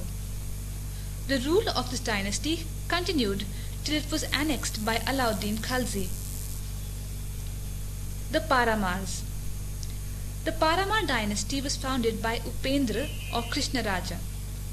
The Paramars ruled in Malwa from the early years of the 9th century with their capital at Dhara. One famous ruler of this dynasty was Munja, who is also known by the names of Amoghavarsa, Sri Vallabh, Utpal Raja. He defeated the powerful Chalukyan king Taipad II. But the most famous ruler is Bhoj, who should not be confused with the Bhoj of the Pala dynasty in Bengal. Although Bhoja's ambition to control the Deccan was extinguished on his defeat from Jayasimha II, still he succeeded in defeating King of Chedi. He is also said to have defeated the ruler of southern Gujarat and Bhima I of Gujarat. Bhoj was a great patron of art and literature. The authorship of 23 books is ascribed to him. He was a patron of art and literature and patronized scholars like Dhanapala and Vrita. The Muslim invasion. The Muslim invasion of India had started as early as 637 AD, when Arabs started sending expeditions to the western coasts of India. Although previous expeditions failed, but in 712 AD, Muhammad bin Qasim conquered Sindh. Sindh was under Arabs for 200 years. The Ghaznavids. The Principality of Ghazni was founded by Alpatigin in 962 AD. He was succeeded by his slave Subuktigin, who extended his empire beyond Indus by defeating the ruler of Shaya dynasty, Jaipal, twice. Subuktigin was succeeded by son Muhammad, a brilliant general and conqueror. He led as many as 17 expeditions into India during the years 1000 to 1026 AD. The expedition against the Somnath temple in Gujarat gave Muhammad a vast treasure. But Muhammad of Ghazni did not try to capture and hold territories in India. However, the conquests of Muhammad Ghazni opened India to attacks from northwest. This dynasty, to which Muhammad Ghazni belonged, was soon overthrown by Muhammad of Ghori. Muhammad Ghori. Muhammad Ghori, after setting up his government in Ghazni, directed his expeditions further towards India. He conquered Sindh and advanced towards Gujarat, where he was defeated by Mulla Raja, king of the Anilvaras. The next object of the Ghauris' attention was Lahore, where he defeated Khusro Malik. After this, Muhammad Ghori next turned his attention to the conquest of Hindu kingdoms. Hindu princes formed a confederacy against Ghori and placed the allied army under the command of Prithviraj Chauhan. Prithviraj defeated Muhammad Ghori in the Battle of Terai in 1911 AD. But in 1912, Prithviraj was defeated. Prithviraj Chauhan was captured and executed. The Sultan returned to Ghazni and left the Indian campaigns in the hands of his trusted lieutenant Qutubuddin Aibak. Qutubuddin in 1193 AD captured Delhi, Meerut, Ranthambore and Koli and then advanced towards Banaras. In the meanwhile, Muhammad Ghori returned from Ghazni and defeated Raja Jaichand of Kannauj in the Battle of Chandwar. Gwalior fell in 1196 AD. By the time of Ghori's death, not only Upper India, but Bihar and Bengal were also conquered. There were social, political, and military reasons for the defeat of the Hindu kingdom. Politically, these kingdoms involved in continued fighting with each other, which mutually weakened them. The social setup also deteriorated with increasing discrimination between one caste and another. Militarily, the Turks had superior quality horses and employed armored horsemen and mounted archers. On the other hand, the small Hindu kingdom relied on horses. Their armies lacked coordination and failed to display a united strength. Cultural development during the period. During the period, regional languages developed. The beginning of Maithili, Oriya, Bengali, and Assamese are traceable in Buddhist writings. Oriya and Bengali began appearing during this period. The origin of Hindi has been traced to this period by scholars.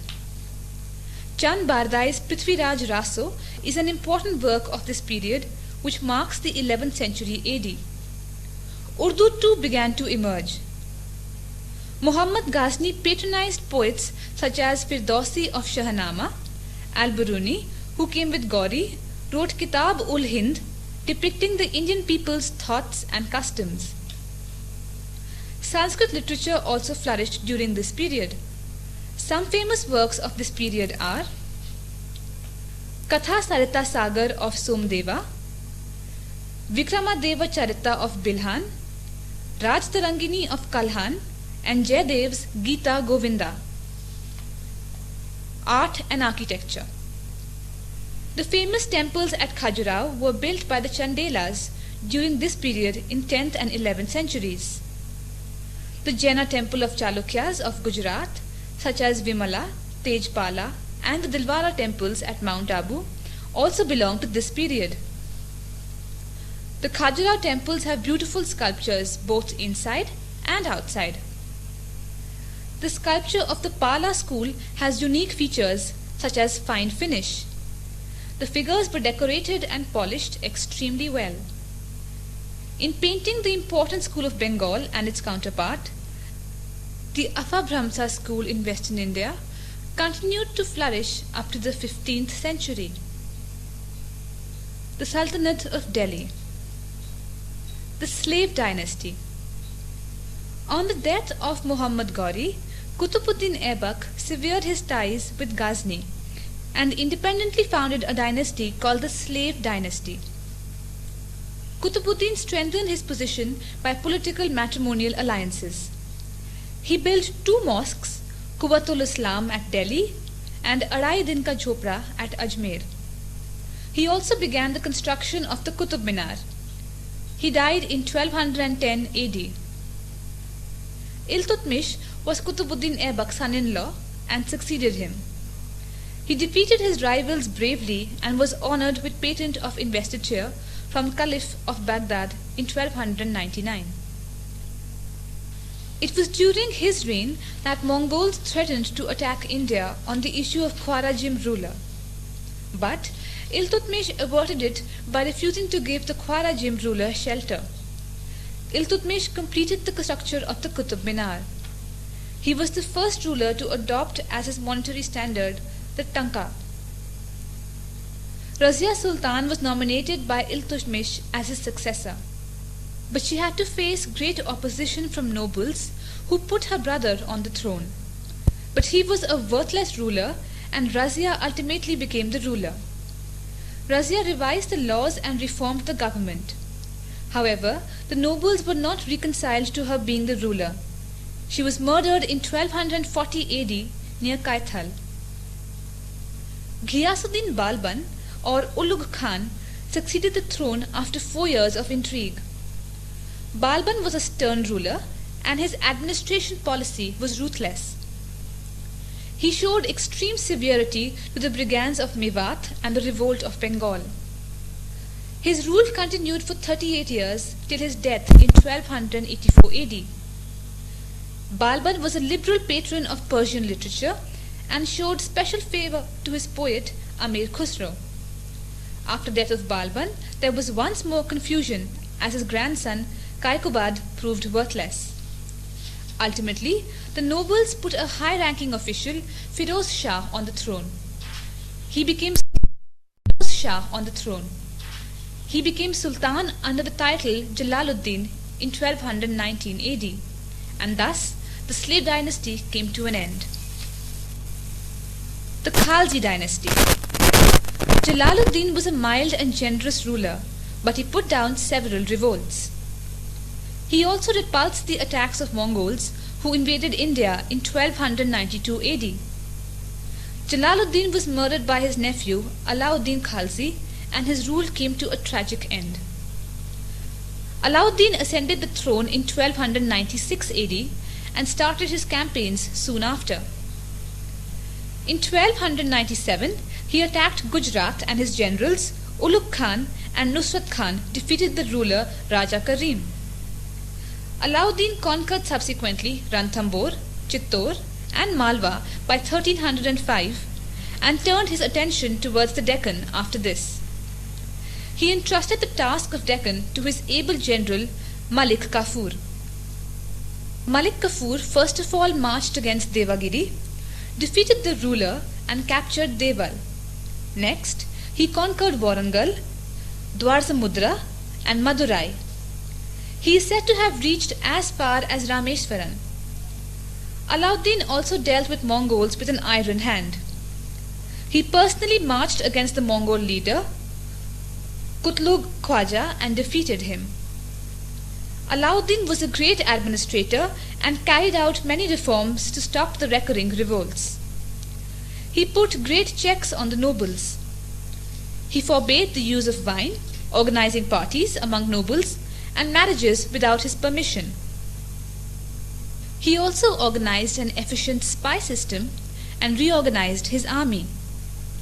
But the most remarkable of Alauddin's reforms was that of market regulations. The purpose of those reforms was to benefit the army to compensate its low wages. The state's share was increased to half of the land produce.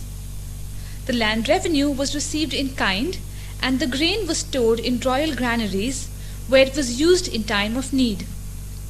A check on the market was kept by two officers, Diwan-e-Riyasat and Shah-e-Mandi. Alauddin also introduced price controls covering almost every item, from food grains to horses, from cattle and slaves to costly cloth. In discharge of his duties, he set aside the supremacy of ulemas and issued orders independently. Alauddin was also a patron of learning and art. The poets like Amir Khusrau and Mir Hasan Dehlvi enjoyed his patronage. He built a new city called Siri.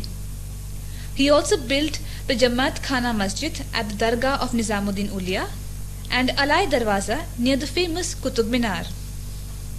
Alauddin Khalji died in 1316 AD, and his death led to usual murderous scramble for power. The Tughlaq dynasty from 1320 to 1412 AD. Ghiyasuddin Tughlaq was the governor of Punjab who was elected by the nobles to occupy the vacant throne after Alauddin Khalji's rule. He started the Tughlaq dynasty in 1320 AD. Ghiyasuddin restored order everywhere and built a strong fort near Delhi called Tughlaqabad. He strengthened defences of northwestern frontier to guard against the recurring dangers of Mughal inroads. He conquered Warangal and put down the revolt in Bengal by 1324. The Sultanate's power reached up to Madurai. Ghiyasuddin died in 1325 AD after a fall from a high-rised pavilion. Muhammad bin Tughlaq. Muhammad bin Tughlaq ascended the throne in 1325 AD after the death of his father Ghiyasuddin. He introduced many administrative reforms, although many of them failed due to his impatience. Muhammad Tughlaq tried to improve the revenue department by ordering the compilation of a register of a revenue and expenditure of the provinces. He increased taxation in Doab in order to increase his resources. But the people smarting under a famine revolted and the measure had to be withdrawn. Muhammad bin Tughlaq created an agricultural department called the Diwan-e-Kohi. The main object of this department was to bring uncultivated land under cultivation by giving direct financial support from the treasury. But unfortunately, this measure too could not be implemented effectively. The other major political decision taken by Muhammad bin Tughlaq was to transfer the capital from Delhi to Devagiri in Deccan, which was renamed Daulatabad. There were politically wise reasons for this. It could have made the capital more centrally located.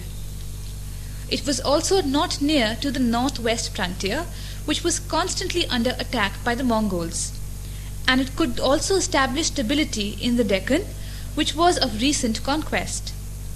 However, this move also failed miserably. It was not possible to transfer huge machinery of state to another region. Besides, the population of Delhi was not willing to move to Devagiri. The other well-mooted but failed experiment of Tughlaq was monetary experiment. He ordered vast quantity of coins to be made with the same value as silver coins. But he did nothing to curb its private and unauthorized issue, and thus the issue of copper coins became the will of any individual. He led 2 expeditions to conquer Khorasan and Khawaraj, but both failed. Muhammad bin Tughlaq was a generous and learned man, and although religious, but he was free from bigotry. He knew Arabic and Persian and discussed philosophy, astronomy, logic, and mathematics. He was also a good calligrapher and maintained good relationships with foreigners. He received an envoy from Chinese ruler Timur and in turn sent Ibn Battuta to the Chinese emperor in 1347 AD. Ibn Battuta was a Moorish traveller who came to India in 1333 AD and was appointed Chief Qazi of Delhi by Muhammad bin Tughlaq. He has left an invaluable account of Muhammad bin Tughlaq's reign. He recorded his adventures in a book called Safarnama. Firoz Shah Tughlaq. Firoz Shah Tughlaq was cousin of Muhammad bin Tughlaq and ascended the throne in 1351 AD when Muhammad bin Tughlaq died. Firoz Shah was of merciful and pious disposition. He developed agriculture by reclamation of wastelands and by providing irrigation facilities. He reduced taxation to the limits prescribed by the Quran. He also mitigated severity of criminal law by abolishing torture and mutilation as a form of punishment. He also established a charitable hospital in Delhi called the Diwan-e-Khairat. Firoz Shah built a new capital at Delhi and named it Firozabad. He also founded the cities of Hisar, Fatehabad, Firozpur and Jaunpur. He also built the Kali Masjid and Lal Gumbad and brought 2 Ashoka pillars to Delhi, one from Khizarabad and the other from Meerut. Firoz Shah authored a book called Futuhat-e-Furshahi. The negative side of the Firoz Shah rule, he is said to be intolerant towards subjects of other religions. He was the first Muslim sultan to impose jizya on the Brahmins and got the painted murals in his palace erased. He is also held responsible for the fall of the Tughlaq dynasty as he was a weak general and ruler. He revived the Jagir system or grant of land to military officers with its revenue. It is said to have proved ruinous to the kingdom. His death was followed by succession wars and only a small area around Delhi remained with the Tughlaqs. Timur's invasion. Amir Timur or Timur-Len was a mighty conqueror from Central Asia. His capital was at Samarkand. He invaded India in 1398. He occupied Delhi and remained there for 15 days and plundered Delhi mercilessly. The Tughlaq Empire could not recover from such a terrible blow and came to an end in 1412 AD. The Sayyid dynasty. The last ruler of Tughlaq dynasty was Mahmud Tughlaq, not to be confused with Muhammad bin Tughlaq. After Mahmud Tughlaq, Khizr Khan, a viceroy of Timur, assumed the throne in 1414 AD. Khizr Khan was a Sayyid, and this dynasty is called Sayyid dynasty. The rulers of this dynasty neither assumed the title of Sultan nor struck coins in their names. The last ruler, Alauddin Alan Shah, gave up the kingdom to Bahlol Lodi, the Afghan governor of Punjab, in 1452 AD. Thus began the rule of the Lodis. The Lodi dynasty. The Lodi dynasty was the first Afghan or Pathan dynasty. The founder of the dynasty, Bahlol Lodi, was an Afghan noble. The most important event of his reign was the conquest of Jaunpur. He ruled from 1451 AD to 1489 AD. Sikandar Lodi. Sikandar was the second son of Bahlol Lodi, and his real name was Nizam Khan. He was the most capable monarch of the Lodi dynasty. He conquered Bihar and Tirhut. Sikandar had a strict and an impartial administrative policy. He organized an efficient system of espionage. However, he was a religious bigot. He broke the famous Jwalamukhi temple at Nagarkot. His period of rule was from 1489 to 1517 AD. Ibrahim Lodi. Ibrahim Lodi was the eldest son of Sikandar. He ascended the throne in 1517 AD. Ibrahim was not at good terms with his nobles. Some of these nobles turned against him. There were many revolts during his reign.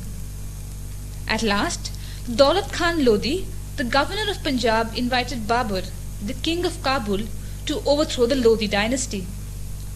Babur seized the opportunity and inflicted a crushing defeat on Ibrahim in the first battle of Panipat in 1526 AD. Thus, the Delhi Sultanate, which lasted for 320 years, came to an end. Socio-economic condition during the Delhi Sultanate period. During the Sultanate period, Muslim nobility was composed of various nationalities like Turks, Afghans, Abyssinians, Egyptians, and Arabs. There were intense hostilities between them. Therefore, this made the rule of the Sultan easier sometimes, who could play on their divisions. Muslim ulemas were a highly influential body. Alauddin Khalji was the first Sultan who checked their pretensions and disregarded their advice. The lower classes of the Muslim consisted of soldiers, clerks, and men employed in trade and industry. Slavery was a popular institution, and slaves were kept both by the sultans and the nobles. But a slave could be freed after a grant by the king, and Iltutmish and Balban were slaves at the beginning of their career. Hindus formed the vast majority of the population, and their society was caste-ridden. Child marriage and seclusion of women became a general practice, and marriage of the widow was unthinkable. The chief source of economy during the period was agriculture, trade, and commerce. Many sultans promoted agriculture as they were aware of its importance. There was widespread commerce, both internal and external. Bengal was the main center of trade with China and Southeast Asia. The balance of trade was usually always in India's favor. Administration. The Delhi Sultanate was a theocracy with Islam as the state religion. The Sultan was an absolute monarch, though he considered himself a deputy of the Khalifa. The Sultan was the chief lawgiver and the final court of appeal. The Wazir was the chief minister of the state. He was in charge of revenue and finance and controlled other departments. His office was known as the Diwan-e-Hazrat. The Diwan-e-Insha managed the correspondence. Religious matters and endowments were dealt by the Diwan-e-Rasalat. The Sadr-ul-Sadr enforced the Islamic rules and regulations and supervised charity. The head of the judicial department was the chief Qazi, who was styled as the Qazi-ul-Qazat. The task of maintaining peace and order rested with the officials known as the Kotwals, aided by the Muhatsim, who was the chief censor of public morals. The village remained the basic unit of administration. The Sultan committed the provinces to the charge of great nobles. These nobles were called Amils or Muqtas. The provinces were divided into shiks, which were in turn divided into parganas. The revenue in the Delhi Sultanate derived mainly from 1. The zakat or religious tax, which was levied only upon well-to-do Muslims. 2. Kharaj was tax on gross produce of lands of non-Muslims. 3. The Ushraf was tax on gross produce of lands held by Muslims. 4. Jizya or poll tax was imposed on adult non-Muslim males. There were other taxes like house tax, grazing tax, octroi, etc. Land revenue was most important source of revenue and was derived from Khalsa or crown lands and Iktas, which were territories granted to officers. Beginnings of Indo-Islamic culture. The cultural mingling of Indo-Islamic culture is evident in the architecture, painting, literature and music of the period. To some extent, it could be seen in religious field too. In architecture, the new features which were brought by the Turkish conquerors were 1. Dome, 2. Lofty towers, 3. The true arc unsupported by the beam, 4. The vault. They also brought with them an expert knowledge of the use of concrete and mortar, which till then had been little used in India. The famous examples of the slave dynasty architecture are Quwwatul Islam Mosque, built by Qutubuddin in Delhi, and the Qutub Minar near the mosque. A famous example from the Khilji period are the tomb of Hazrat Nizamuddin Ulia at Delhi and the Alai Darwaza built by Alauddin Khilji. The Tughlaq buildings are marked by simplicity and sobriety. The buildings are characterized by sloping walls and a dark appearance. Notable monuments from the Tughlaq period are the fort of Tughlaqabad, the tomb of Ghiyasuddin Tughlaq, the fort of Adilabad, etc. The tombs from the Sayyid period show characteristics such as use of blue enamel tiles, the lotus motif covering the dome, free use of guldastas, etc. The tombs from the Lodi period are hard and bare, which shows that the Lodis had limited sources. But some of their buildings show an elegance with the use of enamel tiles. One famous building of the Lodi period is the Moti Ki Masjid, erected by the Prime Minister of Sikandar Lodi. Painting. The Sultanate period painting show an attempt to arrive at a fusion of newly introduced Persian and Indian traditional styles. Many of the illustrated manuscripts show the influence of Jaina and Rajasthani painting styles. In music, the Turks brought with them a number of new musical instruments such as the rabab and sarangi, new musical modes and regulations. The Sultanate king patronized music. Balban encouraged setting up of a society of dancers and musicians. Alauddin Khilji patronized musicians such as Gopal Nayak and Amir Khusrau. Amir Khusrau is also credited with the invention of the sitar. Firoz Shah Tughlaq got the Indian classical work Rag Darpan translated into Persian. Provincial kingdom after Sultanate. The Deccan had broken from the Delhi Sultanate in the reign of Muhammad bin Tughlaq itself. Two main powers arose in Deccan to replace the Sultanate. These were the Bahmani and Vijayanagar kingdoms. These two kingdoms fought with each other during their whole existence. The main causes of conflict between these two kingdoms were: 1. Rival claim to Raichur Doab, a fertile land between the Krishna and Tungabhadra river. 2. The desire on the part of Vijayanagar kings to get hold of the Golconda with its mines. And 3. Rivalry in Marathwada. Besides, both kingdoms had ambitious rulers who wanted to control the whole peninsula. The Bahamani kingdom from 1347 to 1526 AD. The Bahamani kingdom was founded in 1347 AD by Hassan Gangu, who had revolted and proclaimed independence from the Sultanate. He assumed the title of Alauddin Bahamani and Bahaman Shah.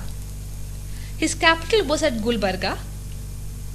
He was succeeded by Muhammad Shah I, who was chiefly involved in wars against Vijayanagar and Warangal. Some other notable rulers of this dynasty were Firoz Shah, who defeated twice Vijayanagar but was defeated at Pangul. Ahmad Shah, who shifted the capital to Bidar, was also known on account of his association with the Sufi saint Gesu Daraj. The Bahamani kingdom saw great expansion under Khwaja Muhammad Gavan, who was minister under two Bahamani kings, Humayun and Muhammad Shah. Muhammad Gavan, in his campaign against Vijayanagar in 1481, reached up to Kanchi and overran the Halol and Goa on the western coast. Muhammad Gavan was Persian by birth and disliked by natives. He was ultimately captured and executed in 1481. The Bahamani kingdom declined in power, and in 1526 Amir Barid usurped the throne. Thus, the Bahamani dynasty came to an end. On the ruins of the Bahamani kingdom, 5 independent kingdoms arose.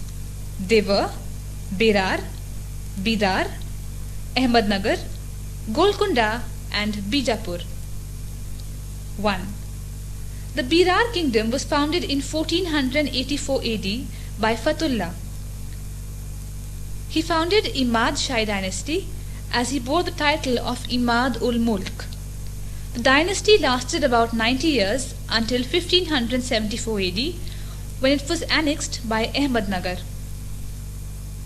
2. The Bidar became independent around the year 1492 AD under a Turkish officer, Mahmud Shah Bahamani.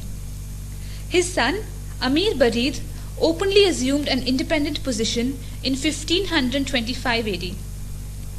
In about 1609, Bidar was absorbed by Bijapur.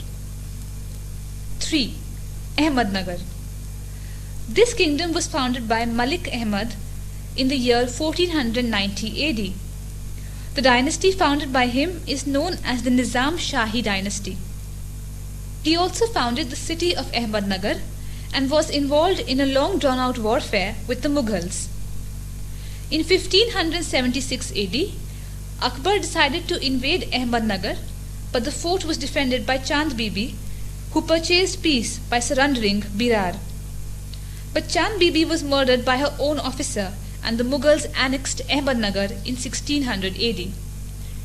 Abyssinian minister Malik Ambar recaptured Ahmednagar in 1610 AD. Ahmednagar was finally annexed in 1637 AD by Shah Jahan. 4. Golconda. The kingdom of Golconda was founded by Quli Qutub Shah in 1512 AD. This dynasty is therefore known as the Qutub Shahi dynasty. The first sultan of this dynasty, Qutub Shah, transformed his capital from Warangal to Golconda. The other ruler sultan of this dynasty were Ibrahim Adil Shah and Muhammad Quli. The Golconda was finally annexed to Mughal Empire by Aurangzeb in 1687 AD. 5. Bijapur. Bijapur was the most important of the 5 kingdoms of the Deccan. It was founded by Yusuf Adil Shah, who waged wars against Vijayanagar and its neighbors. but its greatest achievement was the recovery of Goa from the Portuguese commander Albuquerque.